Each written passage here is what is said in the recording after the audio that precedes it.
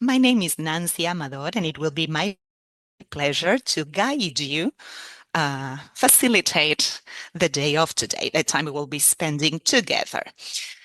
Let me give you some details about the dynamics of today. First of all, let me welcome everyone. Thank you so much for being here. I hope that you were able to get your translation interpreting devices if you need so. If not, we are here. Just let us know.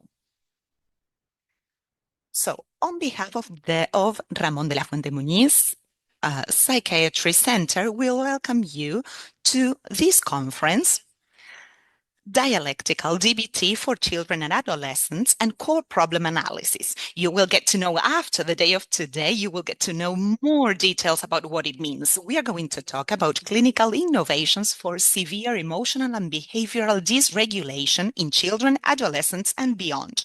We are very happy to have professionals, authorities, researchers, students, and representatives of the different institutions and organizations that are committed to the mental health of children and adolescents. This meeting comes as a result of a collective effort. For many months, the different teams of the center, led by Dr. Francheska, the National Institute of Psychiatry here, and the Therapy and Behavioral Analysis Center were holding conversations to make this come true, to make this meeting come true. We've worked coordinatedly to make this conference possible by creating training processes that will be led this week as well on the behavioral, by means of the behavioral center. This has implied many hours of working on the materials, solving a lot of details. So who would have said that just one conference would imply so many things behind the scenes? So this represents an alliance, a lot of generosity, and a shared commitment for the mental health of children, adolescents, and their families. We would like to thank you, to thank in particular Mr. Madrigal and Shoshara Berenson for their trust and their support to conduct both events. I would also like to express a very special gratitude to the Therapy and Behavioral Analysis Center, ITAC, mainly Alejandra Castellanos, the general leader, Mr. Reyes, the coordinator, and Saray Sanchez, the clinical coordination from the Department of Adolescence and Childhood. They are all here today as well. They've joined us because, as I was telling you, they are organizing this first training, on-site training in the DBT-C program in Mexico. So this week, they've given us this space for us to hold our meeting. This week, they will be finishing the formal training of these professionals here in the city of Mexico, and they will have the first generation trained in this model on a face-to-face modality. So I do want to thank you because your commitment has been essential to develop these capacities in our country. We would like to deeply thank you, Ms. Perepletchikova, and all your team for the great support and work that you've done to support us in this work. We would like to acknowledge everyone who has been here, and we would like to know who has come. Well, can you raise your hands, those who are joining from the Institute from different parts, who are coming from outside the Institute? I can see your hands raised. So nice to see you. Now, from the civil society or from NGOs, is there anyone from the private area as well? Okay, welcome you all.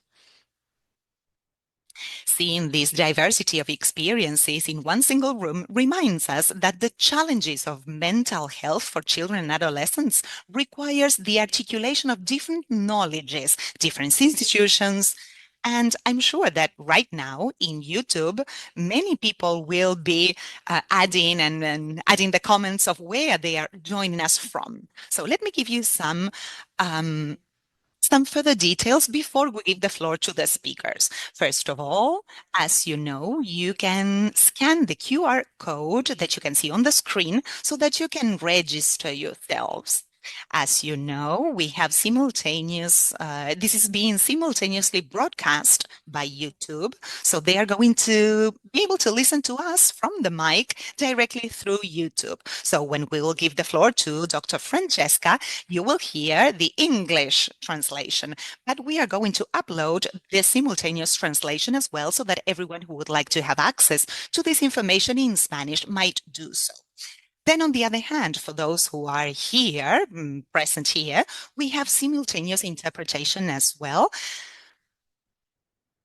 Mr. David Epstein and Laura Lafuente from the team of Omnilingua will, and it also includes the technicians and Rogelio Diaz. I want to thank you indeed for the work that you're going to do today.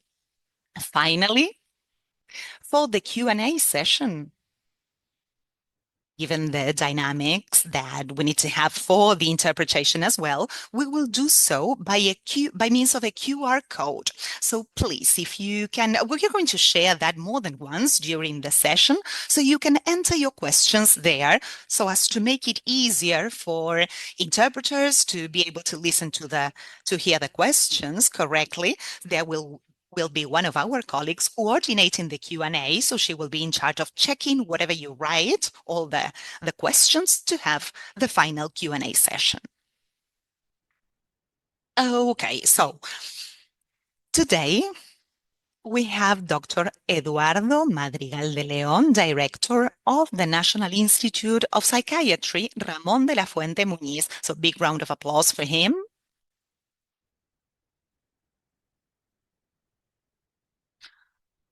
We also have the pleasure of having Dr. Agustín Becerra Torres, the General Director of Mental Health within the National Commission of Mental Health and Addictions, CONASAMA. Big round of applause for him as well. Then Dr. José Antonio Zorrilla, the leader of the paramedical services of the psychiatric hospital, Juan N. Navarro. He is here on behalf of the director of the hospital, Mr. Daniel Díaz Domínguez. So welcome you all, and I hope Mr. Daniel gets better soon.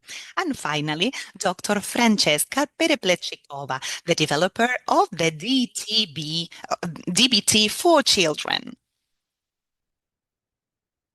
She's also a clinical researcher and a trainer. You will get to know much more about her soon. So, just as these welcome remarks, I will give the floor to Mr. Eduardo Madrigal, the director of this institute.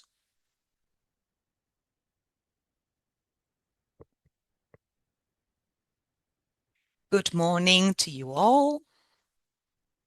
Thank you indeed for this introduction, for the great organization, Nancy. There are challenges that no profession, discipline, or institute can solve on its own. I mean, mental health of children, adolescents, which is one of these examples. In Mexico, there is a concrete scope to this all. The 2025-2030 program acknowledges that there has been more than 600% of increase of suicidal attempts. Not all children or adolescents get to understand what is happening to them, and a lot of families have to go a long way before they find an answer. Accepting this reality doesn't mean to accept it without doing anything. It means sharing the responsibility of transforming that. Today, we have scientific reasons to keep our hopes up.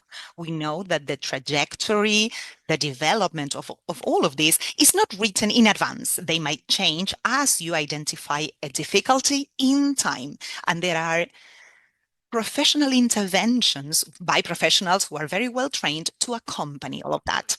This is not a naive kind of hope. It's a hope based on evidence. In Mexico, We don't start from scratch. We have researchers, hospitals, universities, public services, and organizations that create new knowledge every day. They innovate in order to improve the medical care and attention. Our challenge is to articulate all this better so that it can reach those who need it the most in great quality.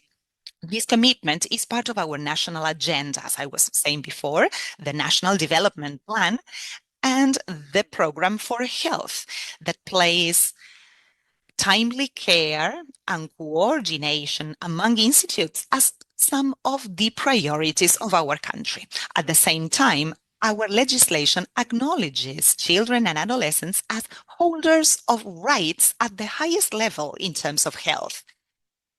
And it fosters the early detection of mental problems. For our institute, Ramón de la Fuente Muñiz, this framework implies a great responsibility. We have the possibility to create knowledge, but mainly we have the obligation to put it at the service of everyone. This implies completing the cycle, researching, training the professionals, developing and assessing the developments, implementing them, and learning from the previous experiences. Only like that will we be able to reduce, to close the gap between what science says and what families experience. In this context, today's meeting is very special. It's a privilege to be welcoming Dr. Francheska Perepletchikova here in Mexico. Her scientific and clinical trajectory shows the effort to transform knowledge into better opportunities for children, adolescents, and their families. In her conference, we will get to know the DBT adapted for children, in this case, children and adolescents. And then the component of how to work with the families, father, mother, or caregivers. We will listen to all the evidence and all the innovations, as well as a proposal that integrates two tasks: validating the experience of those who are experiencing the intense emotions and developing skills and transforming the environment in order to improve their experience. Francesca's visit allows us to make a dialogue between the international knowledge and the knowledge developed in Mexico to improve the capacities of our team and to think from a cultural perspective how to make those interventions be better for the services that deal with children and adolescents. Today, we say that no child, no adolescent should face a society and the challenges of their mental health alone. No family has to go down that path without someone who can accompany, support, or even intervene when necessary. Science doesn't mean that life will not be difficult. It just opens up our possibilities to understand it better and to transform it.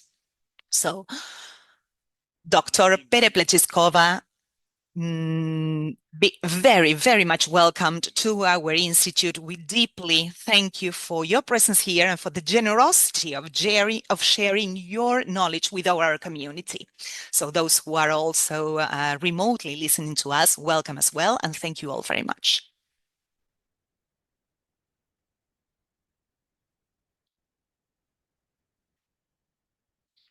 Thank you, Mr. Madrigal. Your words are giving the right perspective to this, the responsibility of the public institutions, that all this knowledge might transform into better possibilities for everyone. To talk about public policies and specialized mental services in our country, I will give the floor now to Mr. Agustín Becerra Torres, the General Director of Mental Health from CONASAM.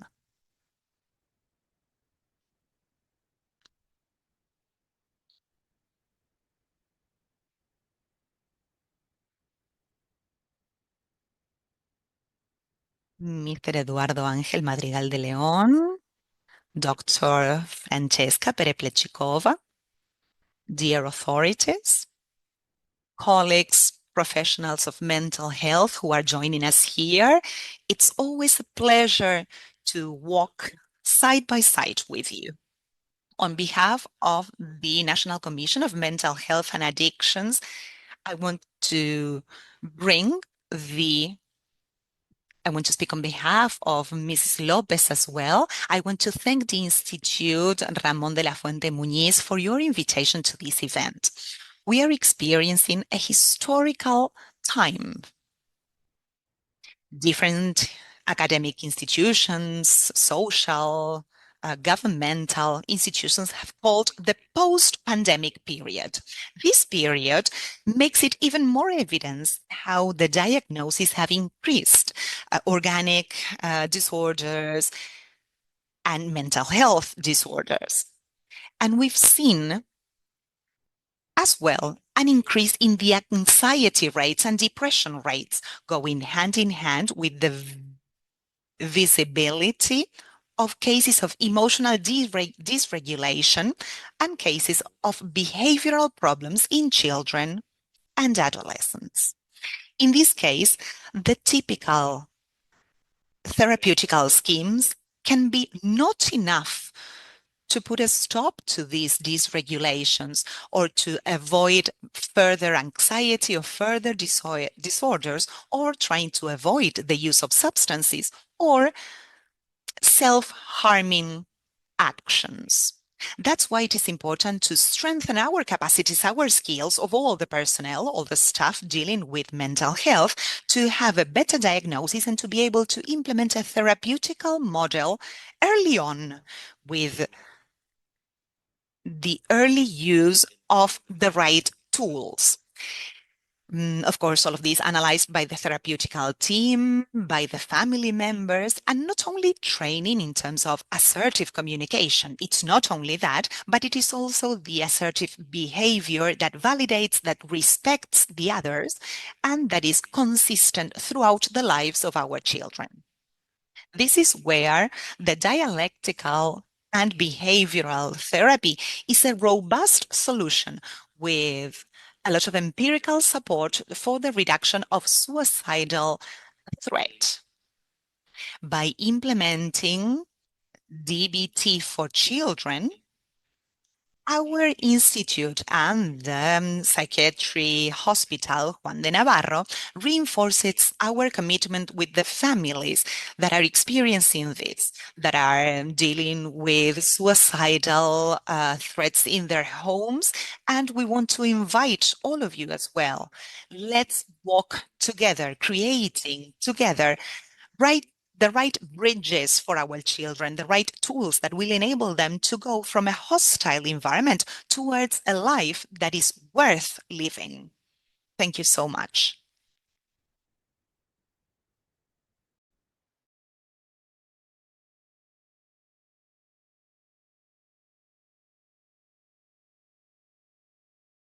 Thank you, Doctor, for your kind words. I love that phrase that we use that much, this phrase, which is a life that is worth living. To talk about the current attention and the challenges in the system, we now give the floor to Mr. Jose Antonio Zorrilla, who is the head of the paramedic division of the Children's Psychiatric Hospital, Juan N. Navarro. Doctor, you have the floor.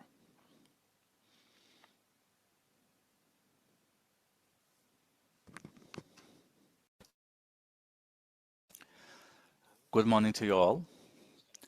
I would like to thank the National Psychiatry Institute authorities for the organization, Dr. Nancy and Dr. Susana, and I'm going to present a little bit on mental health in children and adolescents.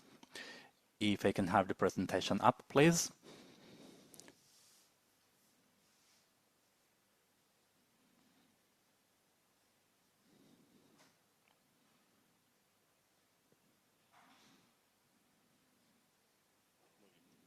All right.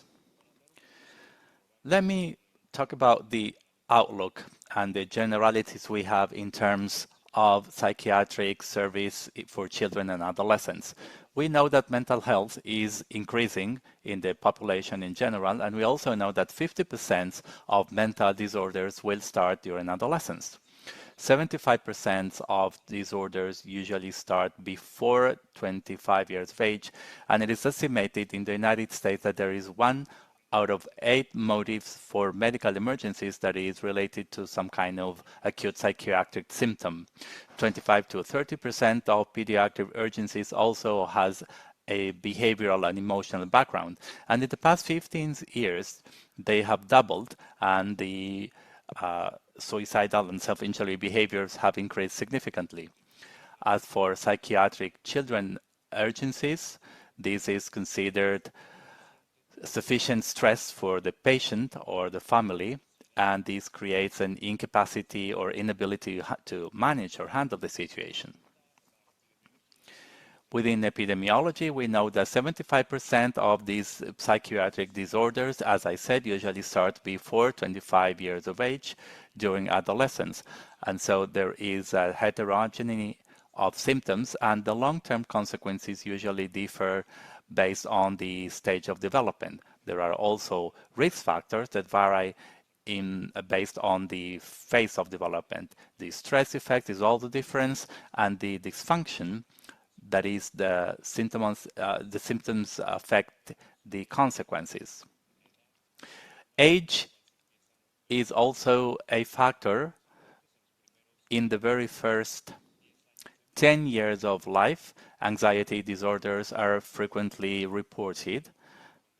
And when after 10 years of age, behaviors such as challenging and opposing behavior and food behavior become very important, as well as mood disorders.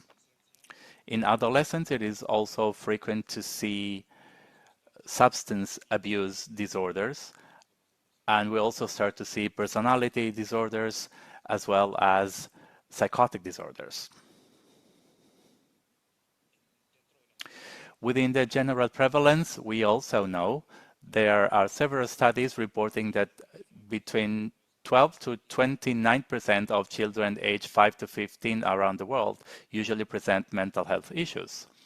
The most identified disorders in low-income countries are also observed in industrialized countries. We have also observed that symptoms do not differ significantly in one culture or the others, and there are also specific disorders that are prevalent in a specific culture. In 1990, 5 out of 10 causes for disability were due to psychiatric issues such as unipolar depression, alcohol use, bipolar disorder, schizophrenia, and OCD. And right here in this image, we can see that suicide is one of the main reasons reported within causes for deaths at work level. Self-injury behaviors are usually reported within the very first 5 diagnoses. According to the WHO, in 2024, 1 out of 7 youth aged 10 to 19 suffer some kind of mental disorders, and this represents 15% of the world morbidity among adolescents. Depressions, anxiety, and behavior disorders are also within the main causes for disease, and suicide is the third cause for dysfunction in people aged 15 to 29. As for emotional disorders, 4.5% of adolescents aged 10 to 14, and 5.5% of adolescents aged 15 to 19 suffer some kind of anxiety disorder, and 1.1% of adolescents aged 10 to 14 and 3.2% of adolescents aged 15 to 19 usually suffer some kind of depression disorder. As for behavior disorders, 33.1% in adolescents aged 10 to 14 and 2.4% are reported in adolescents with hyperactivity disorders. Other conditions are affecting 3.6% of this population. Eating behaviors usually appear during these stages, and they affect 0.1% of adolescents aged 10 to 15 and 4% in ages 15 to 19. It is more frequent in adolescents in adolescence, it is more frequent in men than in women. Psychotic disorders usually appear at the early adulthood, and 0.1% is more prevalent in adolescents aged 15 to 19 who usually suffer schizophrenia.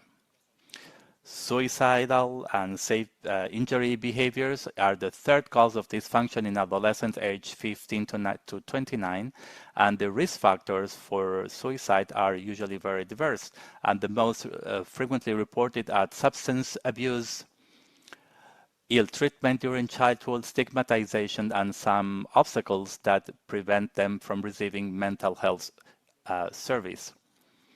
There are also other behaviors such as non-safe sex practices. We have also seen an increase in the incidence of mental disorders from 2007 to 2016. Visits to emergency rooms in pediatric hospitals have increased, and they're estimated in 50 to 60%. From 2011 to 2020, we have also seen visits related to suicide have represented 6.6% of visits to emergency rooms. And so 2000 to 2019, the percentage of adolescents showing sadness or hopelessness has increased in the United States, and has also been an increase in ages 14 to 19. As you know, in Mexico, there is a scarcity of specialists in mental health. It is estimated in the whole of the country that there are 4,000 psychiatrists, and as for children's psychiatrists, there are only 360 that have been reported with their documents and they're active. And there's also a figure of around 820 children's psychiatrists, but they do not have official documents, and they are usually focused in Monterrey, Mexico City, and Guadalajara. The WHO recommends that there should be a psychiatrist for a certain number of inhabitants, of 10,000 inhabitants, and in Mexico there are 0.36% psychiatrists per inhabitant. As a conclusion, I can say that mental health in children and adolescents represents one of the main challenges in public health in Mexico. There is a significant gap between need and service availability.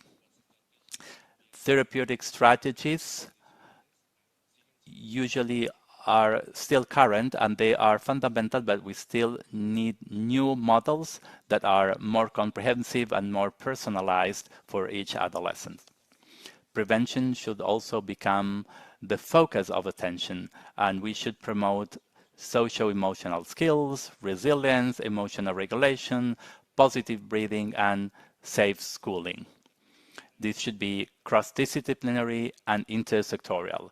We also know, as I said, that mental health in children in Mexico usually requires a transformation of the service model, and it is essential to adopt innovative therapeutic strategies that are accessible and that can be evidence-based as well. And they should also prioritize prevention, early detection, and a comprehensive intervention of those disorders. Thank you very much for your attention.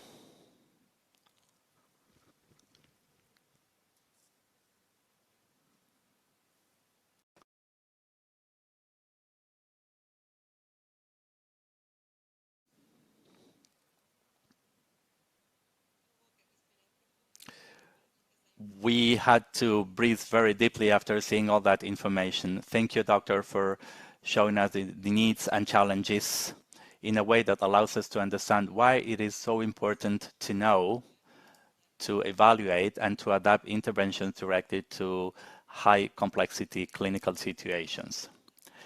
I still keep in mind the question of what will happen if we do not start right now to cater to that situation. And today we have the privilege of receiving Dr. Francheska Perepletchikova in Mexico. His work has contributed precisely to the dialectical behavior therapy for children. It is known as DBT-C. Francheska, we are very happy to have your presence, to have you here. We thank you for your generosity and for all the work you and your team have conducted to make this meeting possible and the training process that ends this week.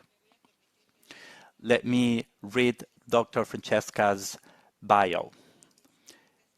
She is a certified clinician by the DBT-Linehan Board of Certification and an Associate Professor of Psychiatry at the University of Massachusetts Medical School. She is also the founding director of the Dialectical Behavior Therapy program for children, which focuses on treating children, adolescents, and young adults using the DBT model. She is also the founder of the DBT Training and Guidance Center for Children, which specializes in offering training workshops to parents and other caregivers. She is also the co-founder of the Comprehensive Training Center that offers workshops on the standard DBT model and DBT for children to licensed mental health professionals.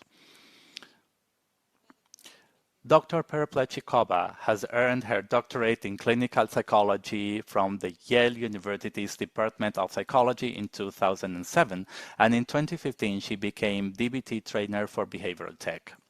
This is a training organization of the Linehan Institute. In 2016, Dr. Perepletchikova obtained clinician certification from the DBT-Linehan Board of Certification, and throughout her career she has maintained a strong interest in emotional regulation, trauma-related psychopathology, suicidal behavior, non-suicidal self-injury, and the development of psychotherapeutic treatments. Since 2010, she has focused her work on adapting DBT for pre-adolescent children with severe emotional and behavioral dysregulation. As a faculty member at the Yale School of Medicine and Weill Cornell Medical College, Dr. Perepletchikova conducted several randomized clinical trials to evaluate the efficacy of DBT for children. This line of research has received funding through grants from the National Institute of Mental Health, and she has also received a National Research Service Award, as well as from several private foundations. Dr. Perepletchikova is the author of 30 scientific articles and book chapters, as well as the book Treatment Integrity in Therapeutic Outcome Research, and she has delivered more than 300 lectures, presentations, and workshops in various countries around the world. Francheska, you have the floor. Welcome.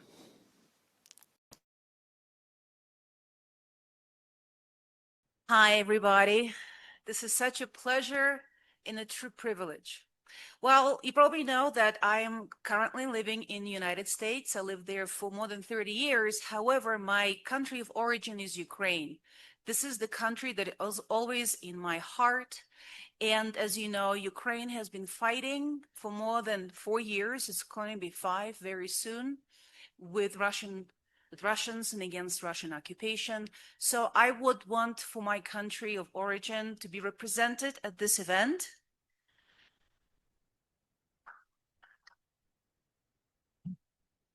Thank you so much. Slava to Ukraine, glory to the heroes. Well, before I get into all of my slides, I just want to give you a snapshot of what DBT for children is all about. This is, can't stand in one place. This is Train the Trainer, parents' first approach, meaning that we are there not to just work with the child. Working with the child is actually a luxury. Having a child as young as 7, 8, 5, 6, even 13, even an adolescent, to have the mental capacity and to understand the need for therapy, that's a bit of much to ask, wouldn't you say? So whether or not they're there is not as relevant. What is relevant is when parents are coming in, they're informed what's going to happen, they're making an informed commitment, and they're actually there to learn what they need to do. Because imagine our brain being a biological computer, which it is for all intended purposes. We have our main processor, our memory banks, the way that it synthesizes information and processes it. Now, if my computer is broken, it has all kind of virus programs, and I give it to the geek squad to fix it. They may fix it, they may remove all the virus programs, but then they're going to do what? Give it back to me. And what am I going to do? Put all of those virus programs back in. Children are products of their families, their genetics and their environmental processes. Parents are the most important foundational programmers for their children. Therefore, our emphasis is not on the child in treatment. Child is our target, helping the child to improve the emotional regulation and all the other skills and the capacity and to eventually achieve a life worth living. Yes, this is our main target, but parents are our main tools to achieve it. Therefore, whether or not child even enters into therapy or enters into therapy kicking and screaming and sits in front of me and says, I don't know, I don't care, you know what? That's absolutely fine. Child's participation is a luxury, okay? Not a requirement. Parents coming in, parents doing what they need to do, that is a need, that is an absolute requirement for me to even start therapy with them. And of course, first I do very much of an informed introduction of what they're going to do, what to expect, what I'm going to offer, what I will be asking them to do before they make a commitment to therapy. Because commitment is not just made by me to them, right? Or for them, they need, most importantly, to make a commitment. And for me to make a commitment to them, I need to know that it actually is going to work to achieve a high level of probability, because otherwise I am doing something that's not going to be useful. Why? Because that family is not going to benefit. And I am taking that spot from somebody who might. And I'm burning myself out. I'm burning them out. And when they're ready for therapy, what they're going to remember? Therapy doesn't work, right? So we're very, very careful. And we make sure that the commitment is as informed as possible. And my last question to parents before I say, all right, I'm admitting you in treatment is you know what it is? I'm saying this. All right, my last question to you. And your answer determines whether you're in. My question is, when I say jump, what are you going to answer? The only answer I accept is how high. That's what's involved. Because as you heard today, we're not dealing just with depression and anxiety. We're treating children who are suicidal, who are self-harming.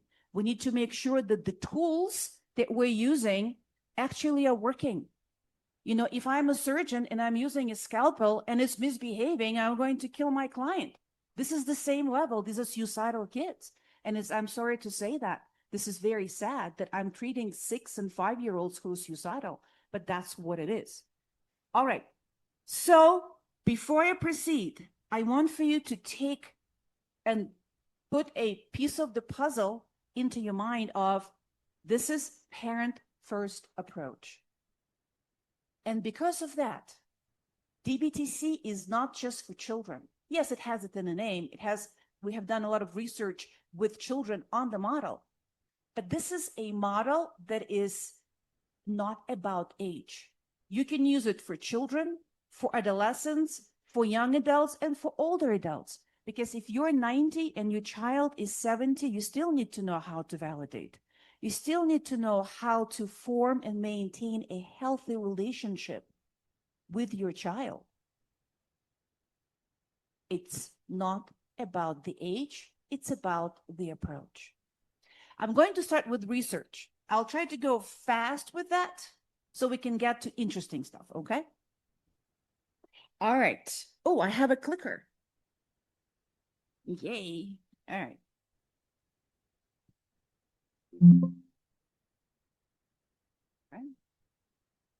All right, so the first trial I want to talk about is the trial that has been done at Cornell University. This is the trial in which we had children 7 to 12. We compared DBT for children to treatment as usual, meaning whatever is used at that facility for children who are emotionally and behaviorally dysregulated. And as you can see, we included children that were quite homogeneous population. We included children with what's called disruptive mood dysregulation disorder. And we pretty much needed to make sure that they can be indeed treated in the outpatient facility. And we excluded bipolar, psychosis, and if a child is in custody of the state, meaning removed from parents, because as you know by now, this is parents' first approach. All right, so intervention was 32 weeks. Parents and children would start intervention at the same time. And it was once per week, 90 minutes, 30 minutes with the child, 20 minutes with parents, and 40 minutes skills training with both, right? And then you see treatment as usual. We tried to match the treatment components as much as possible, but it was a lot of different intervention that has been used for the treatment as usual. I'm not going to go too far into this. I just want to highlight that we had a pretty good, match between male and female, that our mean age was 9. This is the diagnoses that they had. Now, suicidal ideation. You see, these are age 9 average. And when we're talking about suicidal ideation, suicidal behavior, we did not count, I want to go to school, I want to kill myself. No, this is serious. This is with intent, a lot of the time with means. Only then we would count it as, yes, child has suicidal ideation. And we also had children with non-suicidal self-injury, self-harm, such as cutting, burning. And I just want to highlight something. Research shows that child suicidality could be at the level of adolescent suicidality. The only reason, unfortunately, why it's not, as per research, is children don't have as much access to means as adolescents do. So this is very serious.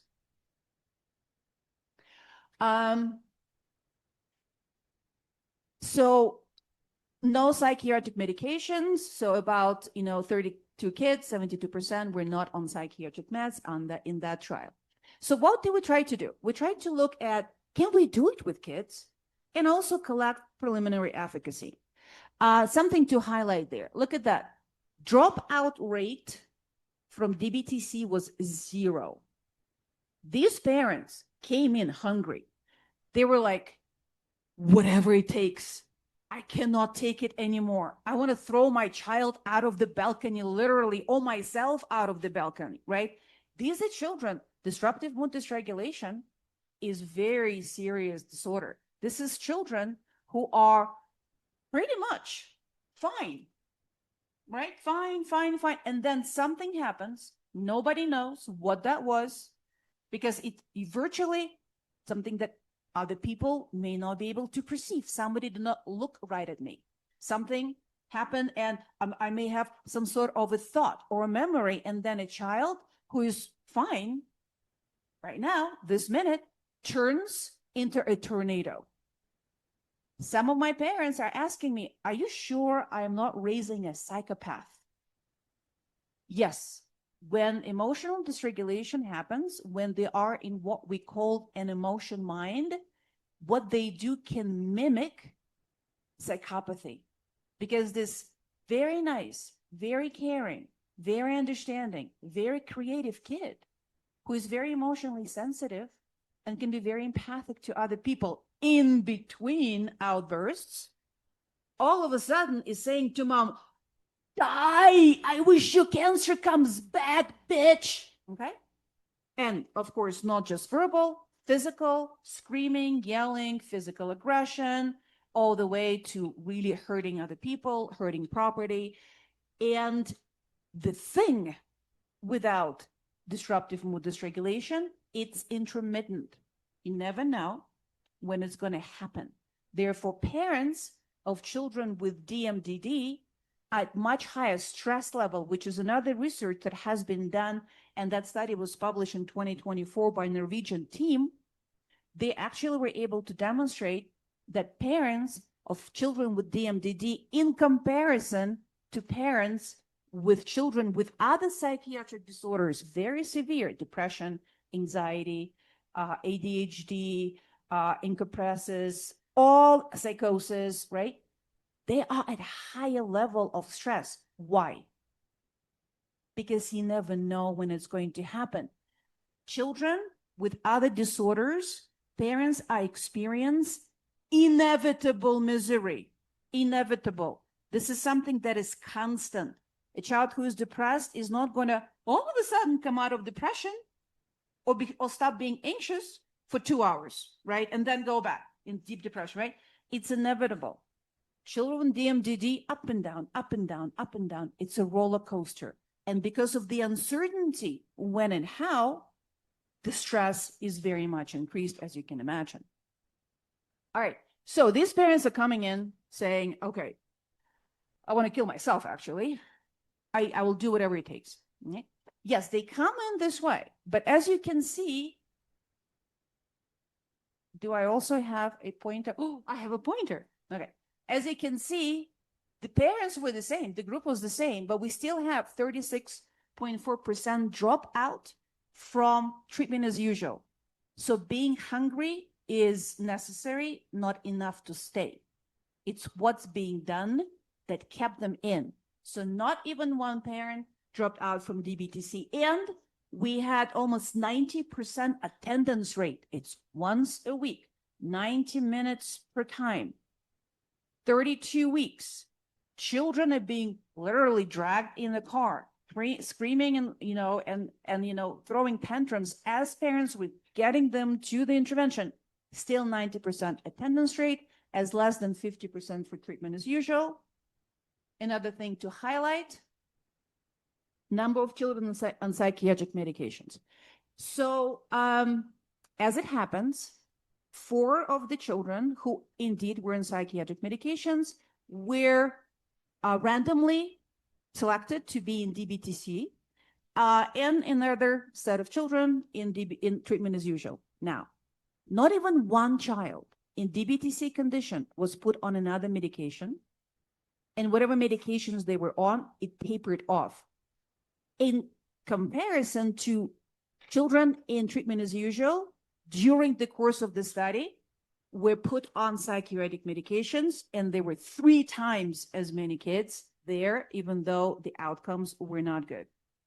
And our main efficacy was not self-reports. Self-reports are nice, but people are not very good historians, specifically in self-evaluation. What we did, we took what's called a clinical global impression scale. This is a scale that is being administered by trained psychologists who understand the MDD. They would call parents at specific intervals, and they would ask them questions. And there's a set of questions that was manualized, right, on how the child was doing. And then that severity rating would then be compared to baseline rating to establish what is called an CGI improvement, right? So for us to get the child into treatment, we needed to say that the child was at least at 4, 5 or 6, 7, we would not admit because that's residential care, not safe to treat in the outpatient, right? And an improvement for us to say that indeed that child improved, for us to say that this is an improvement, we have a signal. It needs to be either much improved or very much improved.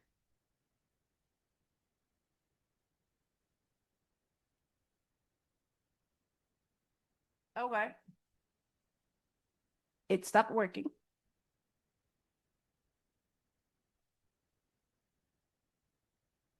No. Maybe the battery.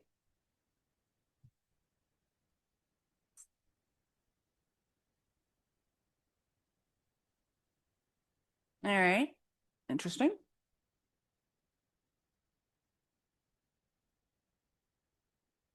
Okay, can I go back to my presentation?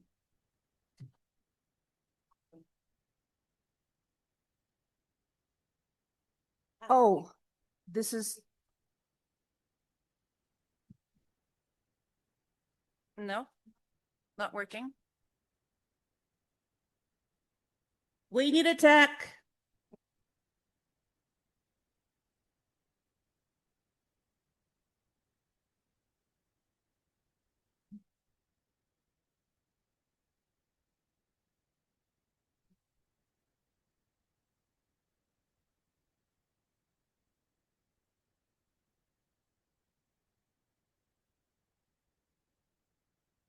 So it's moving on the screen, but it's no longer connected on the computer screen, no longer connected to the slides. I can be without the clicker. That's okay. Oh, it's working? It's doing this, but not, yeah. So it's not the clicker. Something happened in connection with the screen. Yeah, well, let's try it again. No. What about here? Yes. Okay. All right. So it is what it is. So this is the outcome.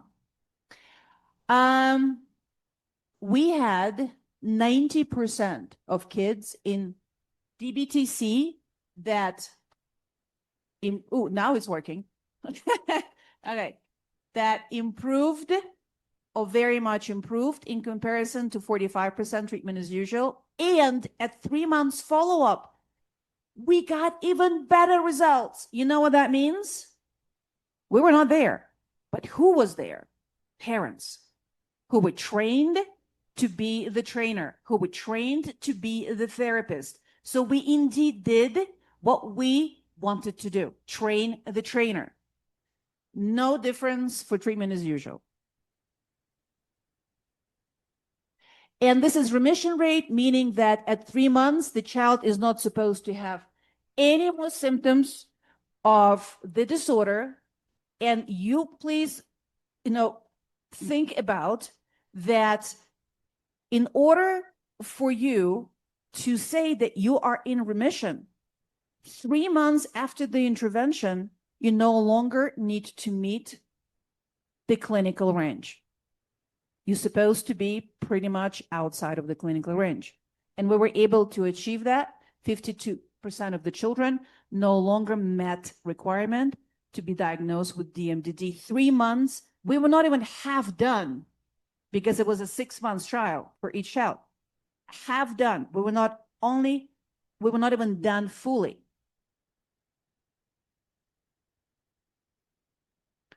So results to highlight. Yes, DBT-C is effective. Yes, we can do it with children. Yes, it's not only statistically different between the conditions, there is a clinical, outcome that is very important. There's a clinical significance. Also, what I would like to highlight, there was a lot of interventions in treatment as usual that also involved parental practices and training parents. Apparently, what we have so far in the field does not match the needs of our children with DMDD.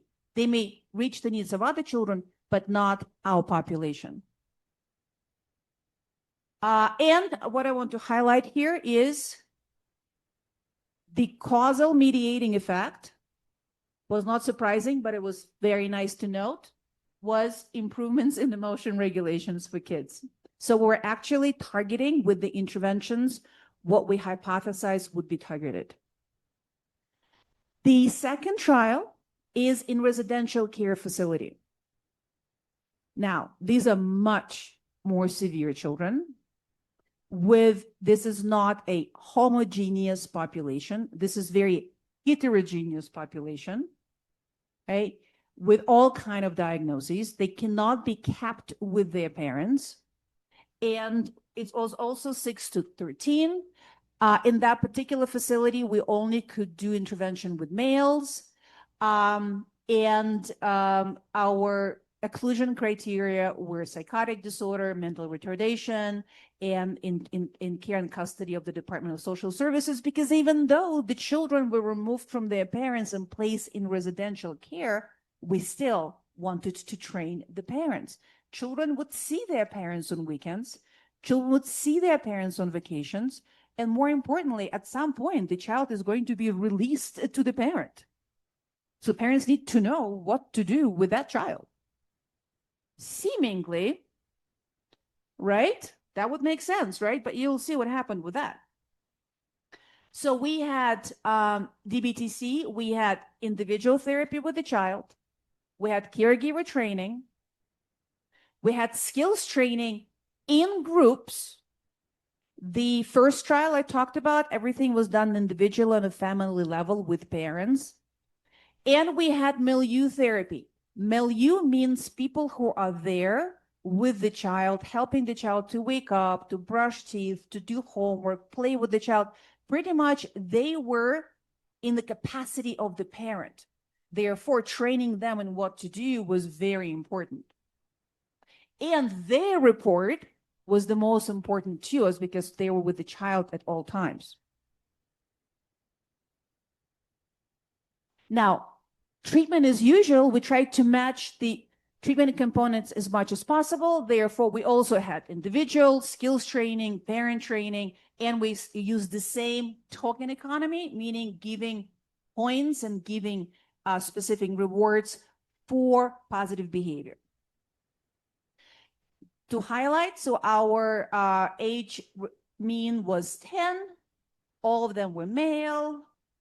What else? So this is the whole slew of different diagnoses. Most children had, 3 or more diagnoses, right? Again, even though we excluded mental retardation, but the way that we measured it, we included, it was very lenient. Therefore, what we have is that a full scale IQ was 88, mean was 88. So pretty much way below the average, 1 standard deviation below the average. And again, suicidal ideation, self-harm behaviors, right? Previous hospitalizations, more than 90% have been previously hospitalized, very severe population. Okay. Lots of them were on psychiatric medications, almost half 3 or more meds. Okay. Okay, so we wanted to see, can we do it with kids there, right? Are they gonna refuse, run out screaming? What's gonna happen? And yeah, we were able to do it with kids. We were able to do groups. We were able to do individual. What we were not able to do, we were not able to engage parents. Parents had this attitude, here, fix it. I am out. Okay? We did everything. We wrote them letters. We called them. Therapists were saying, please, whenever you come to visit your child, anytime, please come see me. I will give you information. I will train you on some techniques. I can do it at other times if you cannot attend groups. No incentive, no motivation. They were not with the child. So the stressor was removed. While parents in outpatient study, they were there. They had no choice, and therefore they were very motivated to do what it takes, and you can see the difference, right? Now, our efficacy measure was child behavioral checklist because we had such a heterogeneous population. We needed to catch a scope, a range of different psychiatric conditions. And staff report was the most important. We also did parent report and teacher report. We did not train teachers in the interventions because they saw both kids, okay? And we wanted to prevent contamination between conditions. So teachers were not trained. What you're going to see is going to be exactly the same for all the subscales. This is treatment as usual, no change. This is DBT-C. You see in almost immediate drop and then continue to improve over time. So this is total problems. This is staff report. This is milieu staff, people that were there on the floor. And you'll see exactly the same pattern everywhere. You see huge differences, statistical significance and clinical significance below the clinical range. Parents not trained by their own choice. Teachers not trained by the design of the study. No difference for teachers, no difference for parents. Exactly the same thing.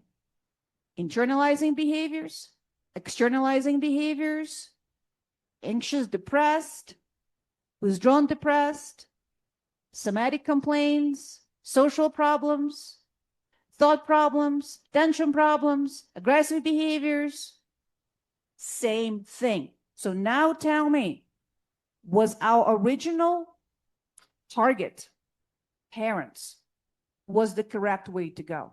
because they were the same kids. They received the same therapy. They learned the same techniques, right? It was the same child who behaved pretty well on the units with milieu staff who knew what to do.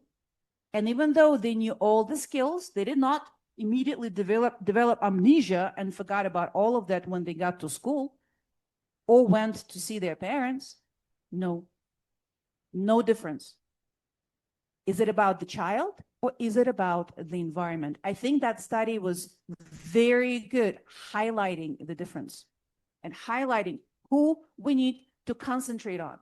I have so much, I don't know what even to call that word, disdain, right? Amazement that in United States, I don't know exactly how it's here, but in United States, child therapy is between a therapist and a child.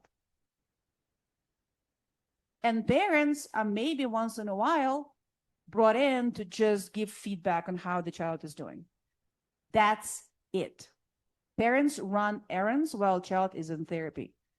I don't understand what it does. I don't know what it does. Train the trainer, train the person who is doing the programming. Stop just trying to fix the computer. All right, so we can do it even with children in residential care, even with the population, right, with, IQ of 88. And results, again, statistically significant and clinically significant. And just to summarize, one thing to remember. All you need is one parent. A child is a luxury who is engaged and willing and coming in.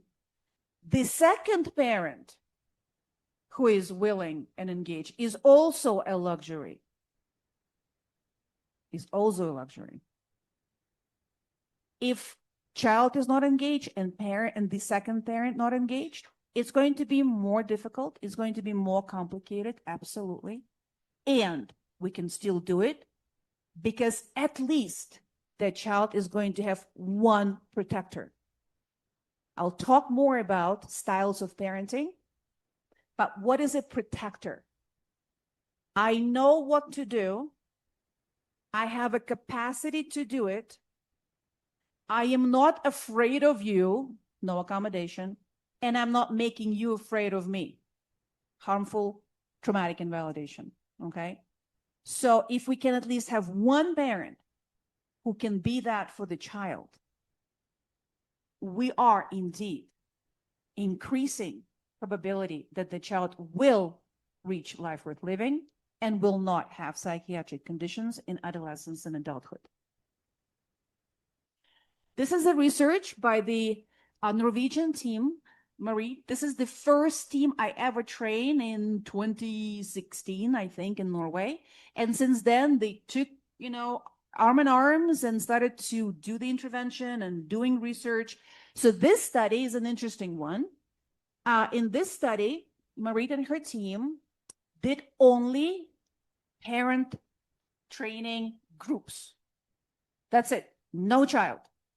No individual therapy, right? Just teaching parents in group what to do from DBT-C parent training component. And they wanted to ask a question, will that do anything? And what they did, they measured, of course, child, issues, and they also measured parental stress. And this is what they found. I'm not going to go into the details due to the time limits.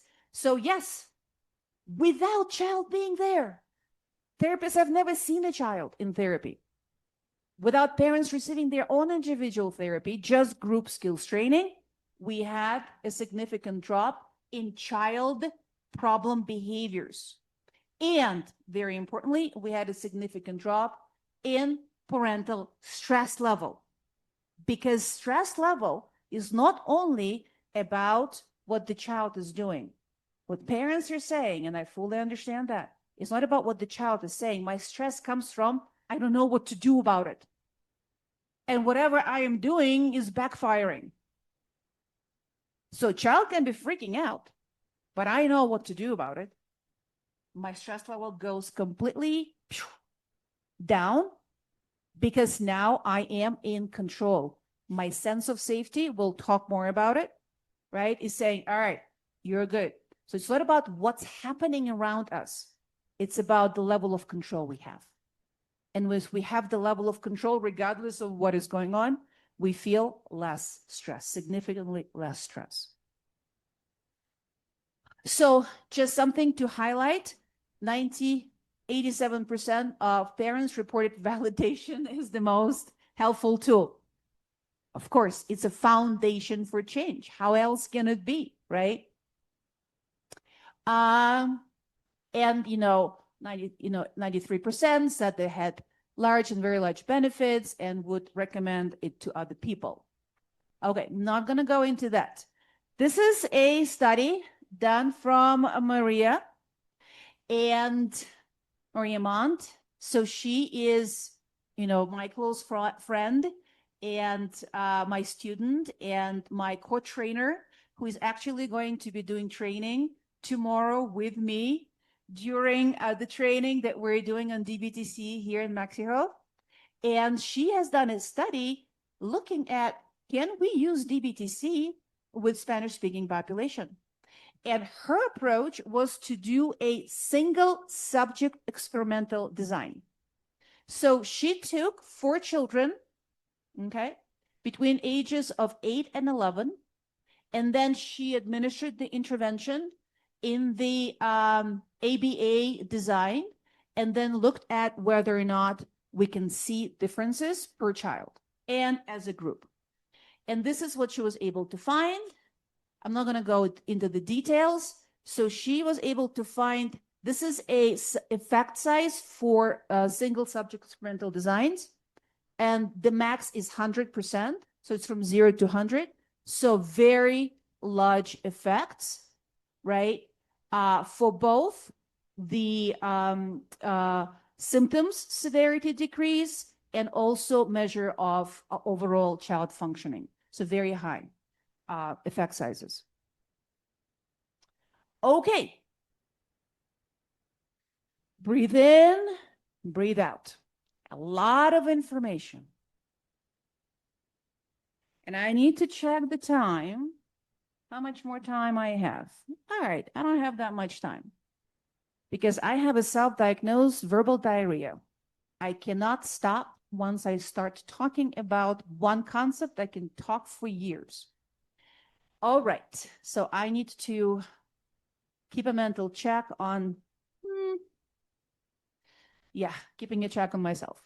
Main concept. I already gave you the pieces of the puzzle with this is parent first approach. And this is not about age, it's about an approach itself. Can be used with any child.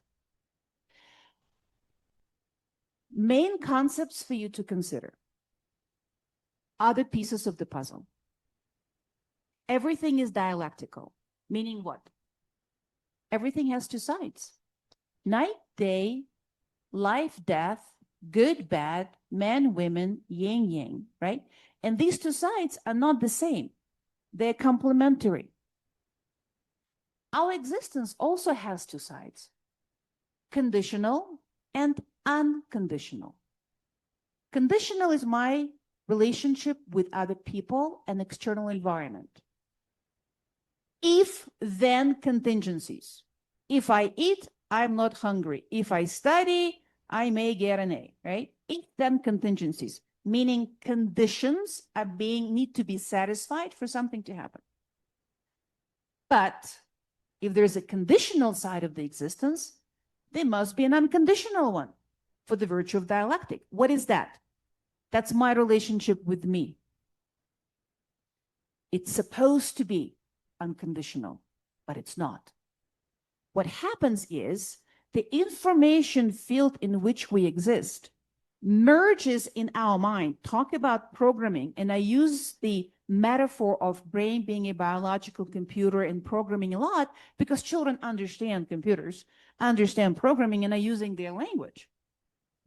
But it also fits very well with our concepts. And brain is a biological computer for all intended purposes. And anytime we make an interpretation, we made a program that goes straight into our software, right? Anyway, so we are supposed to treat ourselves as unconditional. When a little baby is born, is that baby good or bad? Neither. It's an entity of human beings.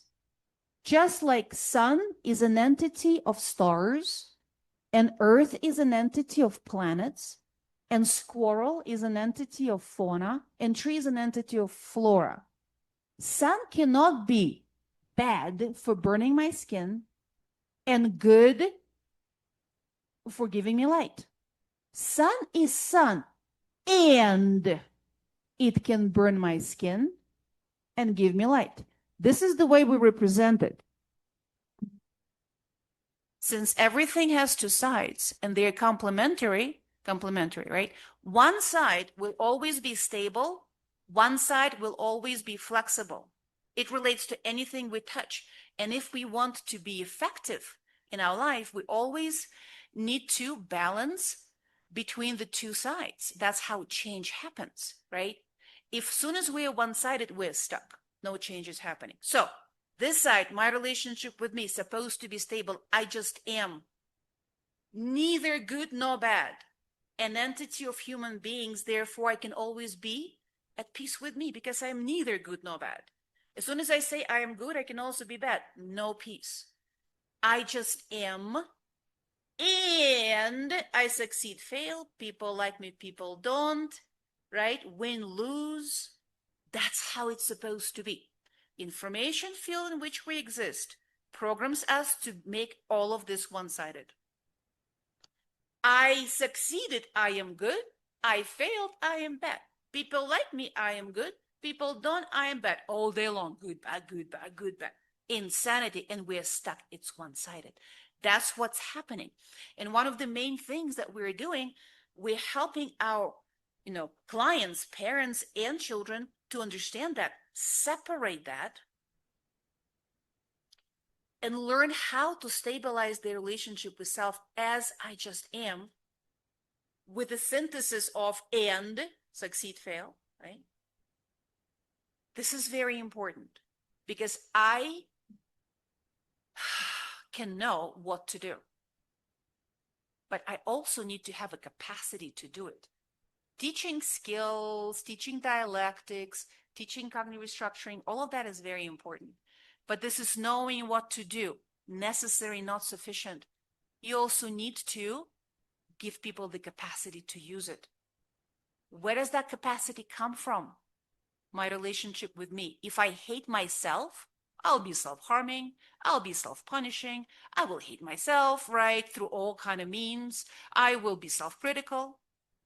If I cannot control the only thing I can, me, what I do, what I feel, what I think, my biology, I will do what? I'll try to get an illusion of control by trying to control everybody else. Blame them for my plight. Blame them for what's happening to me. If you only didn't do what I said, like if you didn't want me to scream, do what I want, right? You are the one who is responsible for me self-harming or for me having a temper tantrum, and making them responsible for solving the problems, right? None of that is real. It's all illusions. It doesn't exist. We can't control other people's life and circumstances, right? And if I don't even belong with my own family, if I don't belong with me, sometimes in my own body, right? How can I belong with other people? How can I form and maintain healthy relationship? No way. That's why we need to understand that, for example, teaching children social skills is fantastic. They just don't use it consistently or at all. Why? Because they don't have the capacity to use them. How can we form and maintain healthy relationships? There is a very important foundational premise. You need to give. You need to give to others. Not eye for an eye. I give you, you give me. No, it's a form of taking. Much better than force, but still taking. What I'm talking about, you need something, here you go. Okay? That's the giving. But for me to be able to give to others, I need to have something to give. So first I need to give to myself. And we have what we call it, bake your own bread. 7 ingredients of bread baking, of giving to yourself: self-reinforcement, self-validation, self-love, self-care, self-compassion, cognitive self-restructuring, and self-control. We don't teach our children any of that. Any of you know or have been yourself, right? Or done it yourself or do it with your children? Have any of you heard of anybody or yourself teach your children how to self-reinforce? As simple as, great job, me. I'm not even talking about self-reinforcement process, not on outcome. Outcomes don't belong to us. They don't, right? Because we don't control outcomes. We can only control what? What I do. What's mine is intention and what I did to satisfy my goal. What I get, that's not mine. I cannot say great job me on getting an A. That's A is not mine. I can say great job me studying, right? I'm not even talking about that caveat. Any of you taught your children or were taught yourself or know somebody who teach children how to self-reinforce? Say great job me. No. What we teach our children means programming is wait for other people to say that. We're programming ourselves and other kids, that's called the information field, to be reliant on other people. We're programming our kids to be takers, not because we're bad people, but it's because the information field in which we exist makes us do that and be that. Love me, reinforce me, validate me, support me, me. What about me, myself? Of course, all of that also needs to happen. Other people need to reinforce and validate us. But then what happens if they don't? We turn vicious because we are hungry. We're dying from starvation, right? And then we'll try to squeeze it out of them, temper tantrums, screaming, yelling, right? So using all of those skills can only be predicated on child's ability to do it, the capacity, right? I'm not going to use skills of breathing in and out and walking away when I didn't get what I want and I'm trying to squeeze it out of my mother. I know the skill, I'm not going to use it, okay? I'm not going to use skills instead of self-harm, right? I hate myself. I need to punish myself. Using skills going opposite to that function. So first I need to heal the relationship with me and stop hating myself at the least. So you see the difference between knowledge and capacity? And what DBT-C did, other than introduced a huge parent training component to the adapted DBT standard model techniques and principles and procedures, DBT-C brought in the other side of the dialectic. DBT standard model is about addressing what's called external controlling factors, my relationship with the external environment and the way that I deal with stressors. Instead of self-harming, use a breathing technique, right? Now that is the level of the symptom. Suicidality, self-harm, screaming, yelling, they're not problems. They're solutions to problems. When I have so much emotional in me, I self-harm, decrease in emotional arousal, that's a solution. What is the problem? What is the level of problem? My relationship with me. So DBT-C now made DBT dialectical. It introduced targeting external controlling factors with adapting DBT standard model skills, procedures, strategies, principles, and big parent training component to support all of that, to promote all of that, to model all of that, and brought in internal controlling factors targeting my relationship with me. So targeting external controlling factors is dealing with symptoms and teaching people what to do instead, helping them address internal controlling factors, problems in relationship with self, is giving them the capacity to do it. And all people in this world have complex relational trauma because we all have been harmfully invalidated, criticized, shamed, blamed, downward comparisons. All of that is damaging my relationship with me and the stability. I'm no longer being, I just am, right? I'm becoming, I am what I do, what my parents are telling me. As simple as saying to your child, "Ah, what a wonderful job you did. I love you so much." Seemingly, what's wrong with that? So caring. You just programmed your child that love is conditional. Sit with this. Wow, what a wonderful job you did. Good girl. You just programmed your child that you can be good and bad. Okay? You don't even have to say that. All you need to say is like, why the hell did you do it? Means what? You're an idiot. And what you did is an evidence that you're an idiot. Okay? This is very simple. That programming is very simple. And it's happening all the time. But we don't know it's happening because nobody's telling us. We are taught by information field that that's how it's supposed to be. Okay? And this is what we're targeting, separating all of this and making people understand and giving them tools how to improve their relationship with self. So what DBT-C brought is called core problem analysis. Core problems being sense of self-love, safety, and belonging. All right, back to the slide.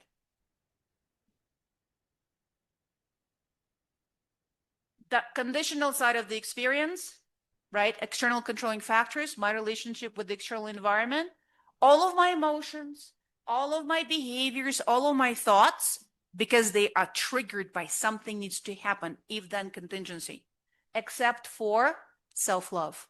Self-love is unconditional, as we all know, and love is unconditional by premise. Okay, so here is, right, up and down, win, lose. This one is stable, unwavering, I just am.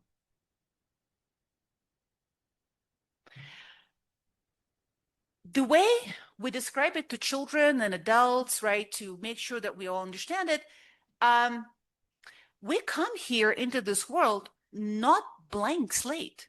We come already pre-programmed. Our talents, our learning differences, our predispositions to psychiatric disorders, right, psychological disorders, all of that is pre-programmed together with all kind of different reflexes and right and instincts, like an instinct of self-preservation. So this is called hardware in our metaphor of the computer. Now, when this computer, that hardware in that computer, starts to transact with the external environment, learning starts to occur. We call it software, right? Software is my own interpretation of what is happening that now I make, I interpret, go straight into the software and being stored in it as a memory of, what happened. We all know, this is basic psychological knowledge, that 90%, 90, of our reactions come from unconscious processes. All of those programs in hardware and software are sitting there and triggering our reactions. We don't know even why I do what I do. And then I look at it and say, why did I do it again? And then I continue doing it, right? Which is not a definition of insanity. Even though Albert Einstein said that, his definition of insanity is doing the same thing, expecting different results. Now, Einstein was a brilliant scientist and a physicist. He was not a good psychologist. No, this is not a definition of insanity. Insanity means does not make sense. Oh, there is a sense. There is a function. There is a program that is making you do what you do. You just don't know what it is. It's not yet on the level of awareness. The true definition of insanity is making something that's not real, real in our mind. Okay? That's true insanity. We call it virus programs. Anything that comes into our mental space can be real, may be real, not real. For example, my boyfriend broke up with me. He hates me. I'm worthless. What's real about it? My boyfriend broke up with me. That's a fact. What's maybe real? my interpretations, right? Maybe he loves you and his mother hates you and broke you up and he will love you for the rest of his life, right? I don't know. It's maybe real. And what's never, ever real that we constantly make real, something happened in the outside environment. I succeeded, I failed, other people said something or didn't say something, and therefore I. Now that's a never real. And it doesn't matter what follows. I'm good, I am bad, I am worthy, I am worthless. Doesn't matter because none of that is real. I just am. I cannot be any of that. But in my own mind, that's real. That's why all people are insane. All of us. Completely and utterly insane. It's just some people know about it and know what to do about it, right? And why are we insane? Because we possess imagination. Animals don't have it. We can imagine something that's not real and make it real. Cars, trains, computers, artificial intelligence.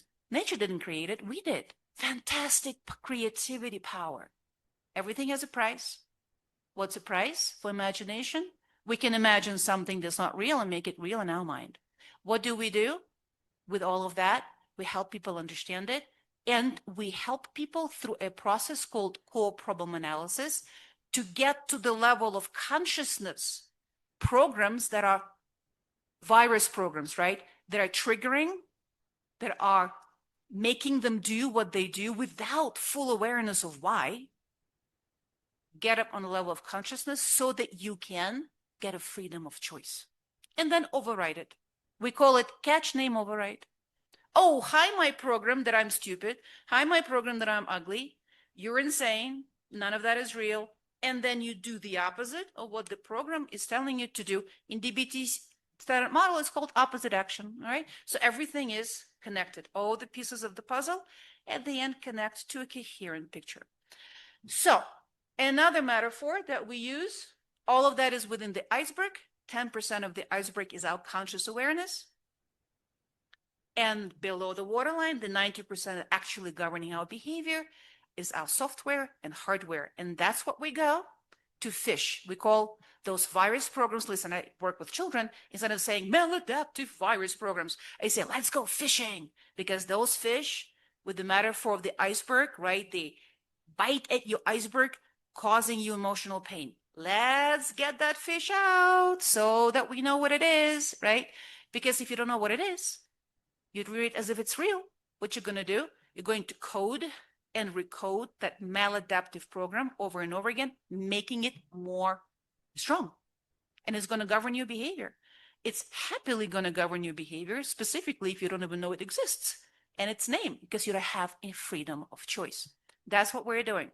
We're giving people freedom of choice to decide what they think and what they do on their own by understanding themselves and their programming and writing new programs on top of the virus programs so that they can use those instead. Listen, once you learn something you can't unlearn, those virus programs don't go anywhere. We can just make them weaker and weaker and weaker and write new programs for our library of the software. That's what we do. With children and, most importantly, their parents, because parents also need to have the capacity to use all of ignoring. How easy is it to ignore a screaming child? Very hard, especially if you as a parent thinking that when you're without conscious awareness, that child freaking out means that you're a bad parent, therefore you're worthless, therefore you cannot love yourself because you're not good enough. Parents don't know that that's the program, but that's interfering with their ability to consistently ignore. And you need to do that with parents, number one, so that they can also help their children to do it with themselves. All right, so who are we targeting? As we said, anybody can be targeted, but this is who we did the research on and who we know for sure it works with. We call them the super sensor. This is the David. This is the hardware that they come with. All right, who are the super sensors? High emotional reactivity, right? Low threshold, meaning doesn't have to be big. What triggers that child? Somebody breathed on me wrong, and then I'm going from 0 to 100 in a split second, and slow return to baseline, meaning it can take half an hour before they get back to baseline of emotions. And of course, with that level of reactivity, you have all kind of behavioral dysregulation, temper tantrums, screaming, yelling, suicidality, and so forth. All right. Now, this is the challenges of emotional insensitivity, but everything has two sides. Remember dialectics? The benefits of emotional sensitivity, don't forget about that. We talk a lot about it. DBT standard model does not make an emphasis on that, unfortunately, but it is there.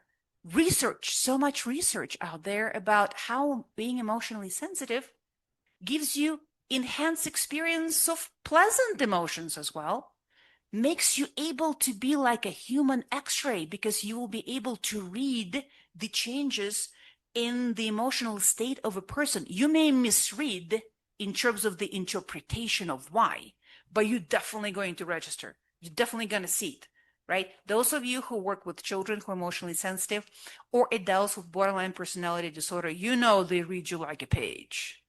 Yep. That comes from having this very sensitive emotional apparatus.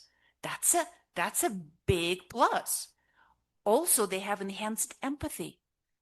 They can sense other people's emotions better. They know what pain is themselves, and they're much more adept to being there for other people in between outbursts. During an outburst, that very sensitive, empathic, wonderful, creative child turns into mimics psychopathy, can mimic psychopathy. And we have a lot of research connecting emotional sensitivity with increased creativity. These kids can do all kinds of things. They dance, they sing, they are mathematically gifted, all kinds of things, range of things. They have a different brain. That's the interesting thing. That's why they have so much comorbidity with ADHD and with learning differences, right? And low level of ability to regulate because they have a different brain, which also is conducive to enhanced creativity. Two sides to everything. Unfortunately, the word sensitivity has a negative connotation of being touchy, defensive, resentful, a drama queen. So we're not using that. We're using supersensor. It's like an analog of super taster, right? The person has more taste bud in their palate, and therefore they can become chefs and food critics. However, they cannot probably eat Mexican food because it's very hot. And a little burger or, whatever, hot dog is not going to be good for them, right? So they're quite finicky in their food. Two sides to everything. So by using supersensor instead, we're highlighting both the challenges and the benefits. And, we are avoiding invalidation, and we're providing dialectical view, and we're avoiding pathologizing, and giving children and parents a perspective of parents saying, oh, that's why my kid is so creative and empathic to his sister in between outbursts. Oh, I never connected it, right? And then you can use it with kids by saying, hey, you're a supersensor, meaning that you have this and this, right? Challenges and benefits. And you know what we're here to do?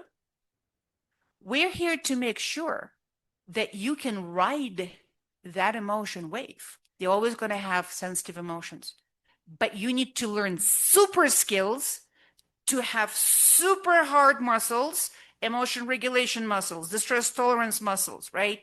Mindfulness muscles, interpersonal effectiveness muscles, cognitive restructuring muscles. So you can do this to your tsunamis.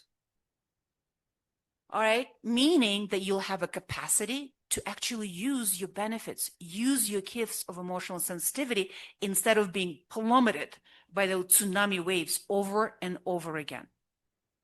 And for you to be able to effectively apply and learn your super skills, you need to have super parents, okay? Because regular parenting, good enough parenting is not good enough for super sensors. They need super parents. And that's exactly what we're here to do. Okay, to sum it up, emotional sensitivity is not a problem in itself. It's not a problem in itself. It is actually an ability, a special ability that you need to learn how to control better. Okay, it's not a problem. It's an ability. And very importantly, not all supersensors become emotionally dysregulated. Emotional dysregulation, right, is something that of a process, doesn't come necessarily together with emotional sensitivity. No, emotional dysregulation is a software that has a lot of virus programs in it. Emotional sensitivity is a hardware. You're born with it. And if you don't know how to raise that child, you're at a higher probability of having a child who is going to have disruptive mood dysregulation in childhood, and then going to adulthood and adolescence, could have personality disorders, specifically borderline personality disorder, depression, anxiety, self-harm, suicidality, all kind of temper problems, and substance use, and drug use. Again, none of those are problems in themselves. These are symptoms. These are symptoms, and some of them are solutions to problems, right? If I'm anxious, I drink, I feel better. The environment. Now, emotional sensitivity and the inability of the environment to meet the needs of the sensitive child produces two products: emotional dysregulation of the child and invalidating environment. It doesn't start that way. These children may have siblings and parents coming in and saying, I have two more, and they're absolutely fine. It's just this one is climbing walls. What's going on? And I'm doing the same things to all of my kids. And I say, well, that's your first mistake. These are three different individuals. They need three different types of parenting. Hello. Okay.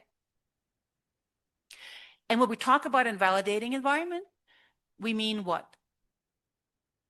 An environment that is invalidating in a specific way. It is pervasive and indiscriminate. Child is crying because her friend broke her favorite toy.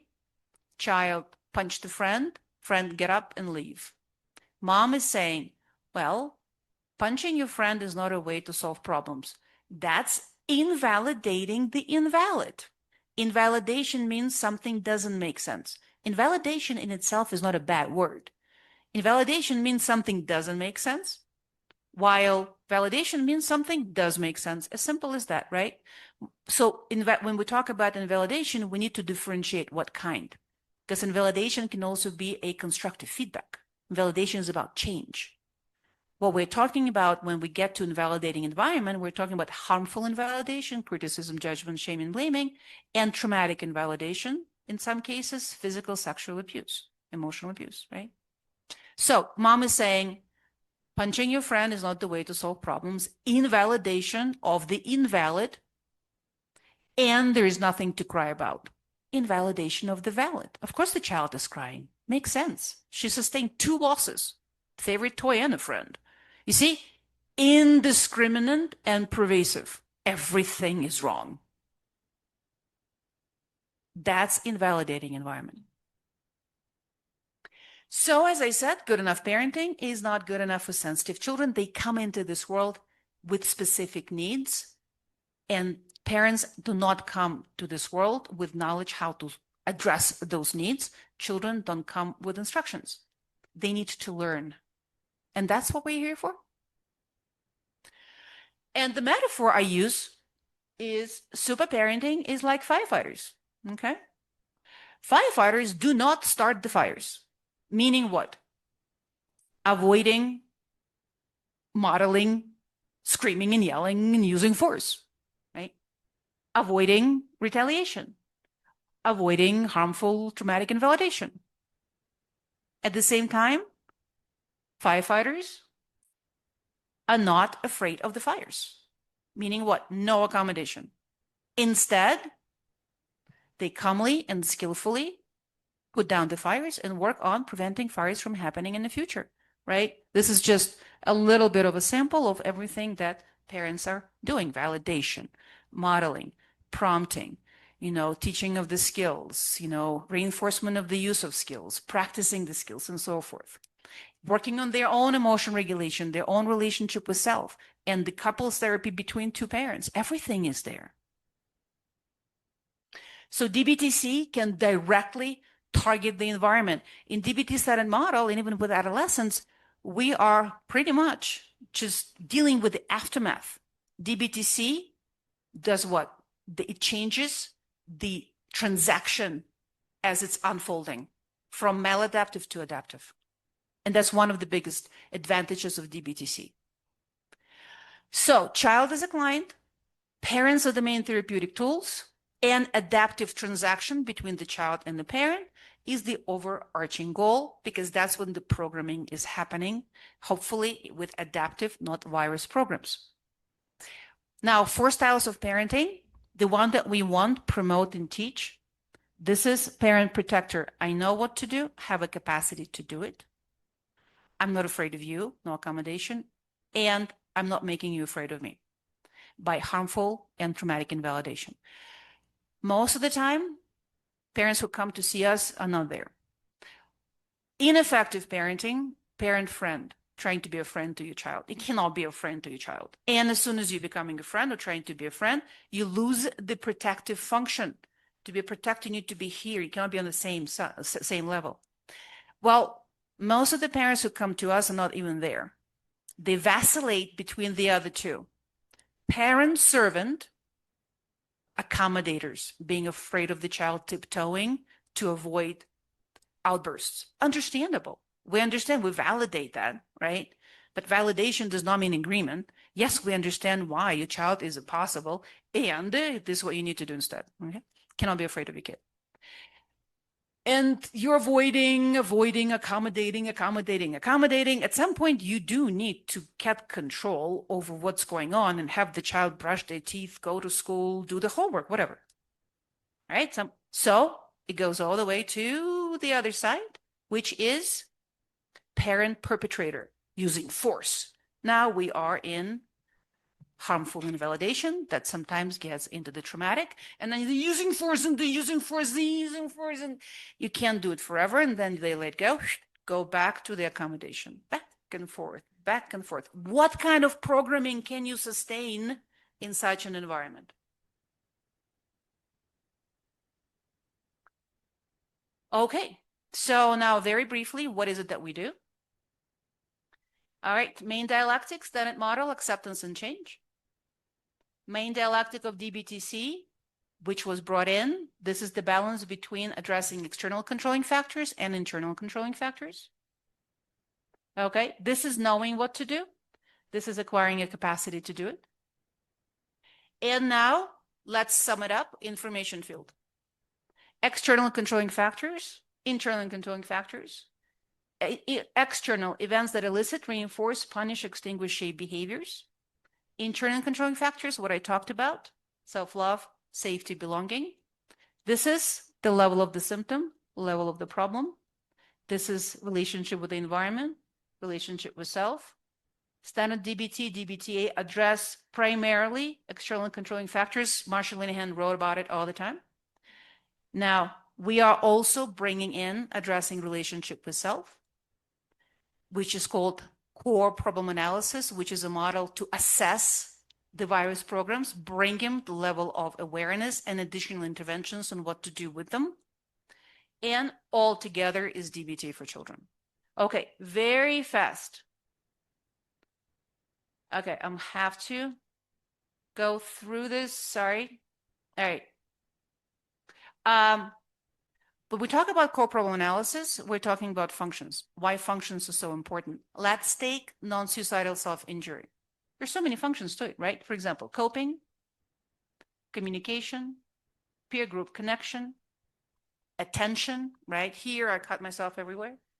Could be instrumental. I don't want to go to school, so I'm going to threaten self-harm. My parents are going to keep me home.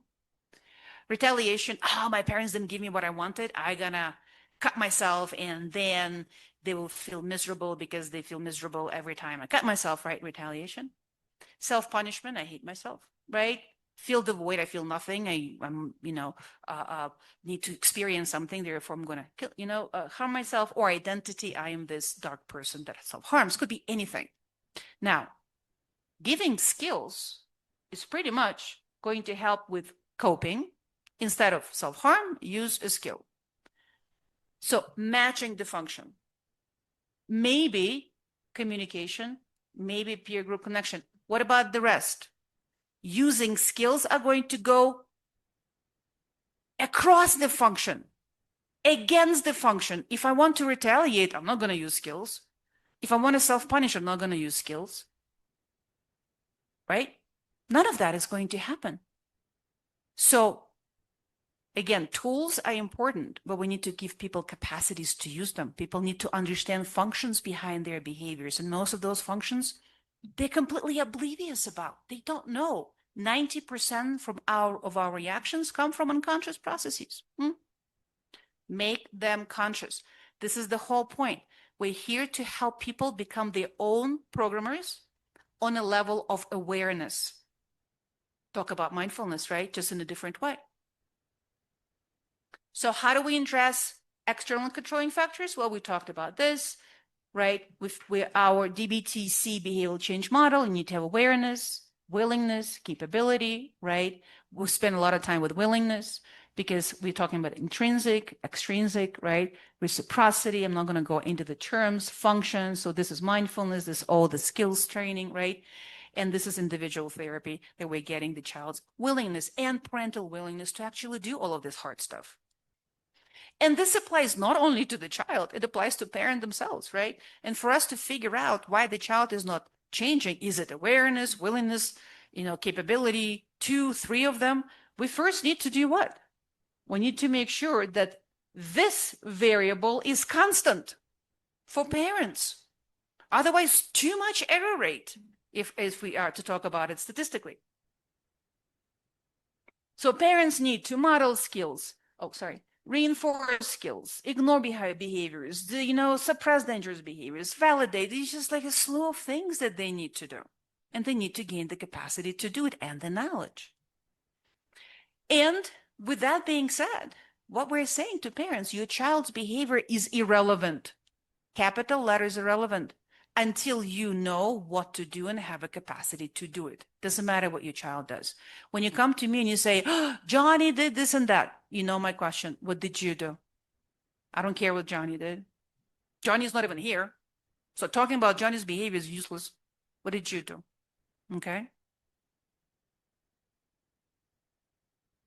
And because we are in not just talking about doing therapy with a client, one client. No, we're having child, we're having parents, we're having school, we're having babysitters, we're having grandparents. It takes a village to raise a child. So there are many players. So as you know, in DBT standard model, we have 4 main targets in a treatment target hierarchy. In DBT-C, we have 10, right? All I want to do is highlight that before we get to why parents are here target current child symptoms, screaming, yelling, making everybody crazy, punching sister, all of this is here. Before then, outside of life-threatening behavior of the child or therapy destroying, we have parent. Parents coming to me and saying this and that. I'm like, I can't help you with what your child is doing. You are not here consistently. You keep missing sessions, and or you are not using your own emotional regulation skills. You are modeling to the child emotional dysregulation by having your own adult temper tantrums, and or you are not using effective parenting skills. Instead of you using punishment, for example, all the time. And you have no money in your relationship bank. Everything has a price. You want your child to do what you want them to do and follow your directions right away? You need to pay for it. This is not instinctual for a person, be that child or adult, to do immediately, reflexively, what other people tell them to do. No, it's the opposite. As soon as we're told to do, we instinctually say no. Children are people. So it's instinctual for your child to say no. You want your child to follow your directions, pay for it. How? Relationship bank. You need people who come to us, they have relationship bank minus $1 million. You need to consistently put in that bank, such as validation, acceptance, reinforcement, unconditional love, doing things that children like, blah, blah, blah. All of that built in the relationship bank that you can use, and your child, instead of having a function of making you miserable, will have a function of making you happy, proud, right? By following your directions. You need to pay. Okay. All right. So internal controlling factors. I'm not going to go too far into that. I'm out of time. Again, verbal diarrhea. But I want to highlight what we are working on. And I fortunately already gave you a lot of information at the beginning. We're working on helping people learn how to connect to their self-love. It's an instinct of self-preservation. We all have it. We just don't know how to connect to it. And we make it conditional on having to achieve it and earn it by some sort of good enoughness. Tall enough, smart enough, wealthy enough, whatever enough, right? It's insane. We're making something unconditional conditional, right? And we're working on their sense of safety, which is being in control. Of what? Me. That's the only thing I can control. What I do, what I feel, what I think, my biology, right? Instead of doing illusion of control, trying to control other people. Sense of belonging. How can I give to others? I want to belong. I want to maintain healthy relationships. What is it that you are giving instead of taking? And for you to give to others, you first need to give to yourself. That's why the very first session, I see a client, doesn't matter adult or a child, very first thing I teach is self-reinforcement. Then we talk about validation, we teach self-validation. Then we talk about skills, teach self-control. Then we talk about, dialectics and other things, cognitive restructuring. Then we get to self-love, how to sit with self-love, and so forth and so forth. You see, pieces of the puzzle all coming together. Don't have time for this, but I just want to make sure that you understand. Every response has a foundational function of decreasing vulnerabilities in these core senses. It's just maladaptive responses decrease it short-term, increase long-term, just like self-harm.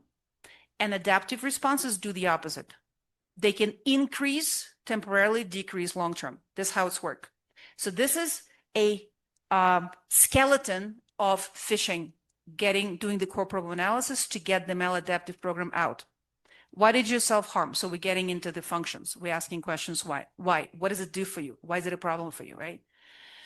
Why did you self-harm? What does it do for you? When I self-harm, other people come running. What does that do for you? Well, then I see that other people are there for me. Why do you need that? Because then I think that they love me. And why do you need that? Therefore, then I'm good enough to love myself. And or people come running, I'm no longer alone, belonging. And or I'm safer because there are other people to help me and protect me. This is a program. It is very rational. It is very logical. It's supposed to be. It's a program, right? And remember dialectics, it's insane at the same time. For me to love myself, I need to harm myself. For me to be at control, I need to harm my body. Okay, that's the insanity. And this is what we're working on. First, we validate it by saying it makes sense. And now you tell me why that program that makes sense is insane at the same time. Now, this is having the person restructure the way they're thinking, what they're doing on their own term. Now, adaptive programs do the opposite. At first, they can increase vulnerability in three core senses. Why? Because we're going through the door of pain. Why? Because every challenge introduces uncertainty. Our sense of safety does not like uncertainty. Our sense of safety is like, oh, what if I'll make a mistake? Sense of self-love. Oh, what if I will not be good enough? Sense of belonging. What if everybody will think that I'm a schmuck, right? And will not want to be with me?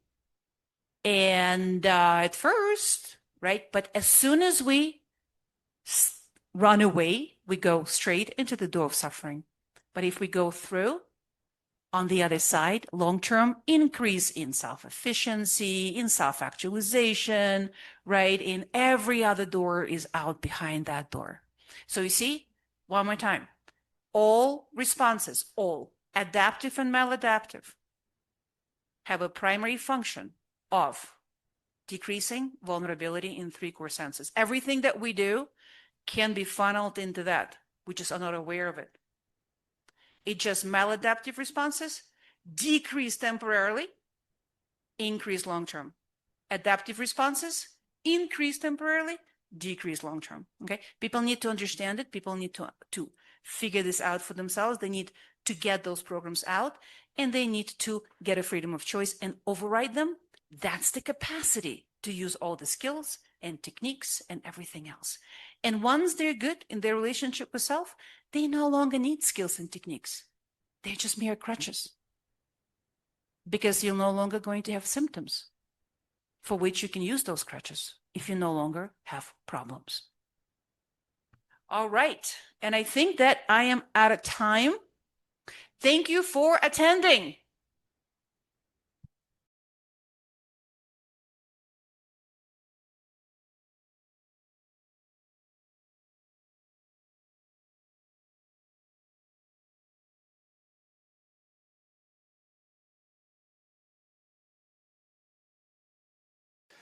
Francesca prepared the video to show you how to use the technique with a very young girl.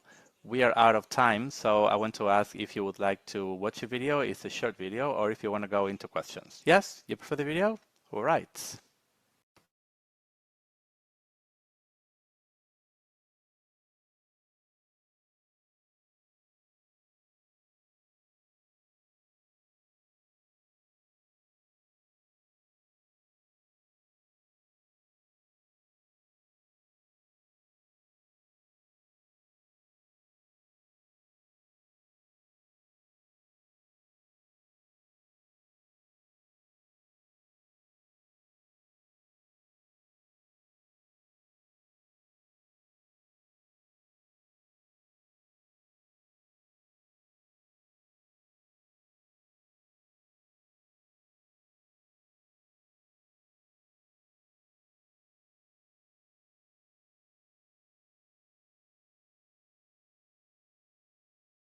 So this is just a child. She's actually daughter of my admin team, person. And so she's 5.5. And I'm teaching her how to sit with self-love, how to connect to self-love, just because, how it's supposed to, right? Now, core problem analysis can be used with young children. People like, really, you can do analysis? Absolutely. All you need is abstract thinking. And children have abstract thinking. What is imaginary play? This is a knight in shining armor. This is abstract thinking, okay? So the youngest child with whom we did core problem analysis as an analysis of the virus program was a 5-year-old autistic child with school refusal. We did analysis, he stopped refusing. It's as simple as that. Seriously, it's very simple and not easy. Simple, not easy, dialectic, right? But it's very fast because you give freedom of choice to people. Now they understand what's going on and they can override it, okay? The youngest children with whom I was working and could help her to learn how to sit with self-love effectively, and she was actually able to connect, was 4. So Cora is 5.5.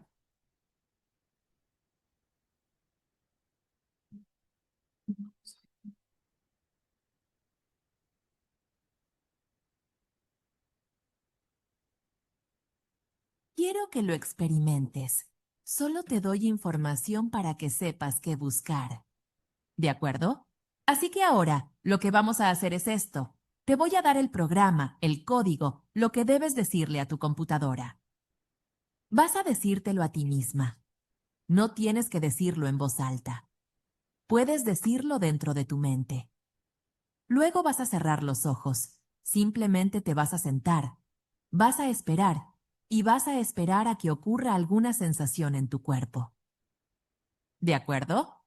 Y si sucede, genial. Pero ¿sabes qué? A veces puede que no conectemos de inmediato. Eso también está bien. ¿Es tu primera vez? ¿De acuerdo? Así que no esperes nada en particular. Solo estamos viendo cómo van las cosas. Solo estamos aprendiendo formas. ¿Lista? Bien. Así que lo que vas a decir en tu mente, lo que le vas a decir a tu computadora, es esto. Me permito sentir el amor a mí misma, tal como soy. Cora como Cora. Ni buena ni mala, nada. Solo porque soy yo. ¿Vale? Así que digámoslo juntas. Me permito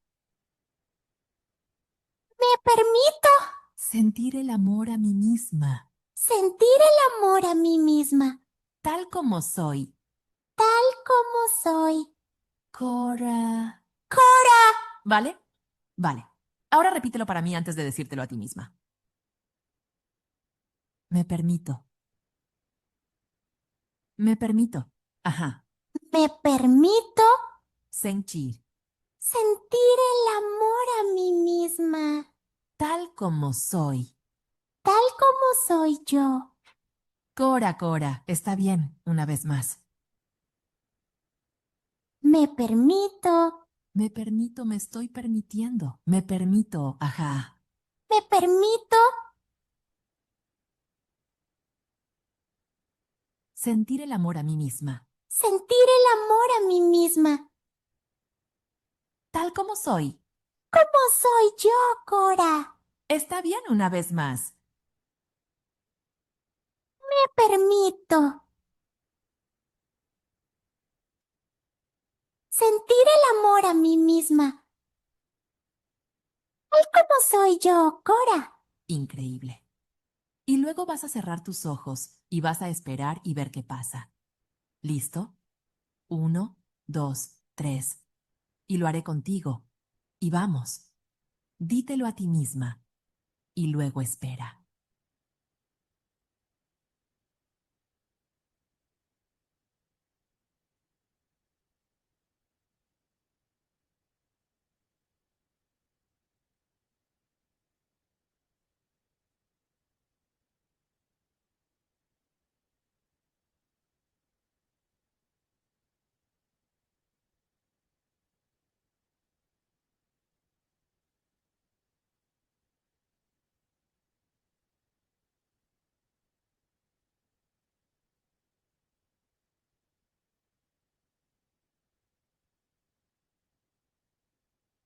¿Sientes algo? ¿Sí? ¿Es difícil de explicar? Está bien. ¿Dónde? ¿Dónde lo sentiste? ¿En tu cara? ¿En tu pecho? ¿En tu barriga? ¿En todo tu cuerpo? ¿En tus brazos? ¿Dónde fue? Mi cuerpo,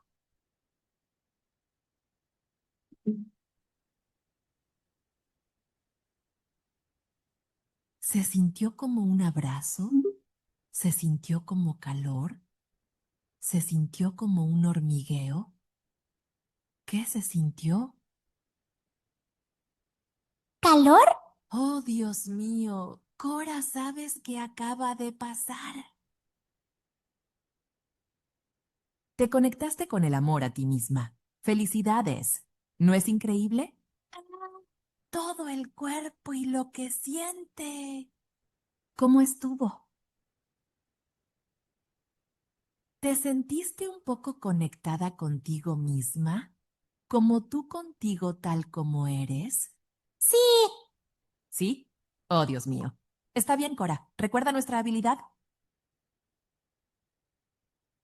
muy bien yo. ¡Chócala! ¡Guau! Ahora, Cora, quiero que hagas esto todos los días. ¿Sabes por qué es tan importante? ¿Por qué? Porque cada vez que te dices, me permito sentir amor a mí misma tal como soy yo, Cora, te estás recordando. Entrenas a tu computadora biológica, para recordar, Cora, que no necesitas ser nadie. No necesitas tener nada.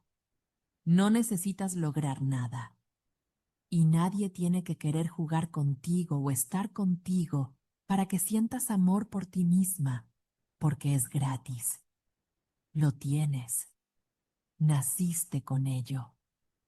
Y no dejes que nadie te diga lo contrario, que necesitas ganarte el amor por ti misma, que necesitas ser lo suficientemente buena, que alguien necesita que le gustes o quiera jugar contigo, o que necesitas sacar buenas notas en la escuela, y solo entonces serás lo suficientemente buena para amarte a ti misma. Nada de eso es verdad. Es como decirle a una ardilla que, para ser ardilla, estar en paz consigo misma y quererse, la pequeña ardilla necesita tener la cola más poblada y larga que todas las demás. Eso es un poco absurdo, ¿verdad? No, eso no es cierto en absoluto. Pero a veces la gente piensa eso. Así que, por supuesto, queremos que otros jueguen con nosotros y tener buenas relaciones y hacer cosas buenas y amables por los demás.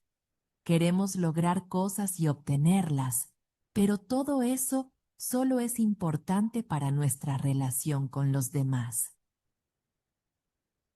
No es importante en absoluto para tu relación contigo misma. Tú por siempre y para siempre. Cora. Eso es todo.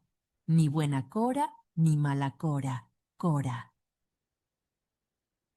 ¿Tiene sentido? ¿Sí? Bien, perfecto. All right.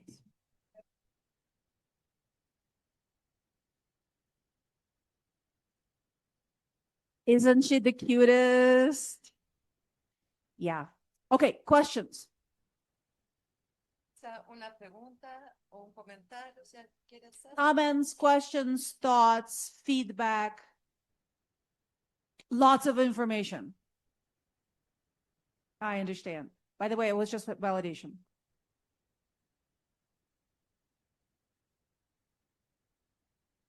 Acá, ayuda. Oh, yeah, Mike. Okay, yes, they got the mic. Yeah. Oh, hold on. I keep forgetting that I don't understand Spanish. 1, 2, 3, testing. Okay. Thank you so much. So can I say my question in Spanish? I'm hearing translation, yes. Thank you. Indeed, it was a great presentation. And I believe that for health systems, that's something that is really missing and really necessary to be able to ensure the implementation of these evidence-based techniques. This is very important. So concretely, my question is, which do you think was the key for success to make sure that parents would continue attending? Is it because it is very complicated, so many sessions, ensuring that they will stay, that they will continue attending? Mainly, parents in families, because of all the activities that usually parents have. So based on my experience in the units here in Mexico, it's so difficult because those who come with minors, with children, it's usually one of the primary caregivers, an aunt, an uncle, the grandmother, grandfather. But, it's not necessarily those who are in charge of raising the child.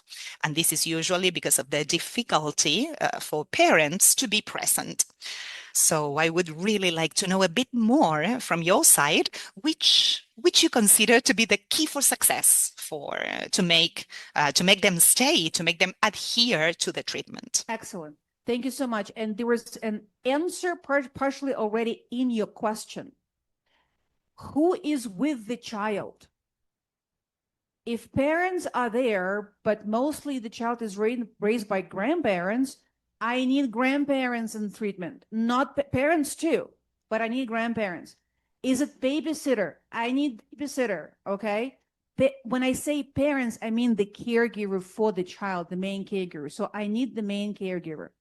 The second thing is you need to set up the way they're thinking. You tell them, listen, you come here and we're on the same level. You're an expert on you and your child and your goals. I am an expert on how to make those goals happen and how to address them. So I don't tell you what the goals are, and you don't tell me how to solve them. So you being here means that whatever you were doing before doesn't work. Otherwise, we would not be talking, right? Therefore, I am an expert on what to do. You don't have to agree with me. You have to do it. And then you come back and we figure out what worked, what didn't work, but you have to do it. Okay? So the setup is you don't have to agree with me. You don't have to like it. You're not going to like it. Most of what I'm teaching is counterintuitive and mood inconsistent. Your child is going to scream at you and say, "You bastard, I hate your guts. I wish you die." And you're supposed to ignore being so disrespected. That's counterintuitive. Yes. And very mood inconsistent because you want to scream back, right? So I'll be telling you to do things that you don't want to, that you feel doesn't make sense to you. That's okay. Still do them. And if you do this, you know what you're going to, the other part to that, why people keep coming back, what maintains the consistency, rapid results. It works. I can breathe. My child is not sucking all the air out of my life. Now, here is a problem. They're like, okay, I'm done. All right. Now, you need to catch them before they get to the point, okay, I am done. No. You feel relief. It doesn't mean that you are done. This is like you took painkillers for the appendicitis. The appendicitis still needs to be removed. Your relationship with your children needs to be improved. Your relationship with you needs to be improved. Your relationship with your partner needs to be improved. So much more to do. So the initial relief, that's when they can start like, oh, okay, I'm good. No, catch them. So, and that's what maintains them understanding this. Muchas gracias.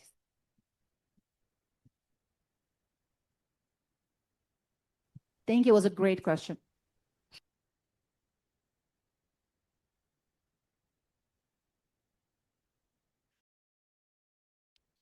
Thank you so much for your excellent presentation, all the information that you've given us. So congratulations on that.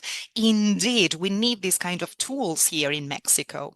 However, as my colleague was just saying as well, in public hospitals, mainly where we work, for example, I work in the psychiatric hospital, these kind of programs should be available 24/7, right?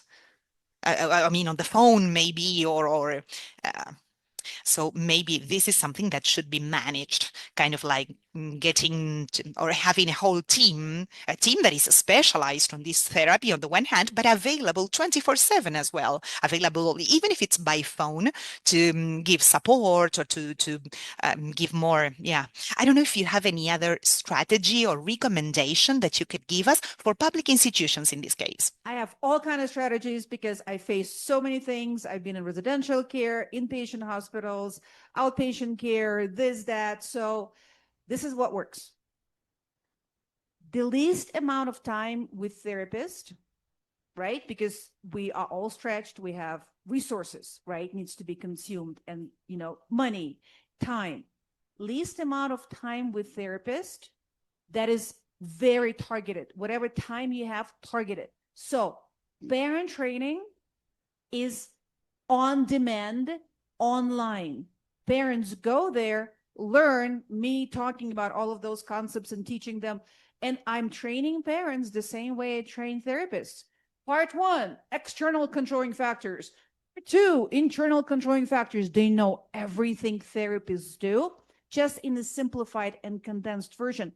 And then, based with that knowledge, they come to therapists, be that face-to-face, be that online, be that just a question on the phone, consultation, and then therapists can refine their knowledge and target specific application to the needs of that specific child. And also work on the relationship of the parent to themselves. So that is the biggest trick on how to save resources and time. Yeah. Outside of that, we still need to see children. We still need to see parents. We still need to work on all of this.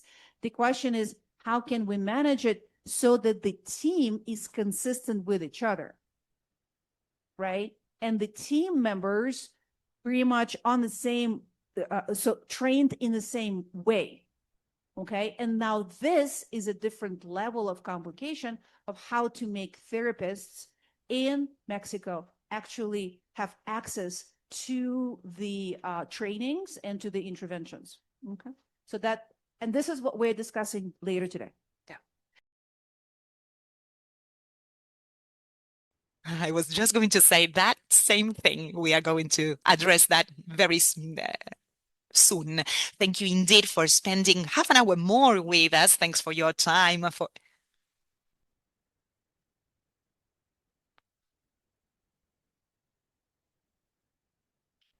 My pleasure and privilege. We can tell you already that there was great interest through YouTube. So Francheska, this is the first but not the last conversation. I can tell you that already. So the people that we are going to meet right now, I will ask you please to leave this room and to move to the other room we're going to meet. And to the rest of the audience, I really want to thank you for your presence. Keep in touch with us through the social media. We're going to continue announcing what we will do. And if you have any further questions, you still have the QR code and you can leave your questions there. This can be the basis of a new conversation with Francheska in the near future. So thank you indeed for everything.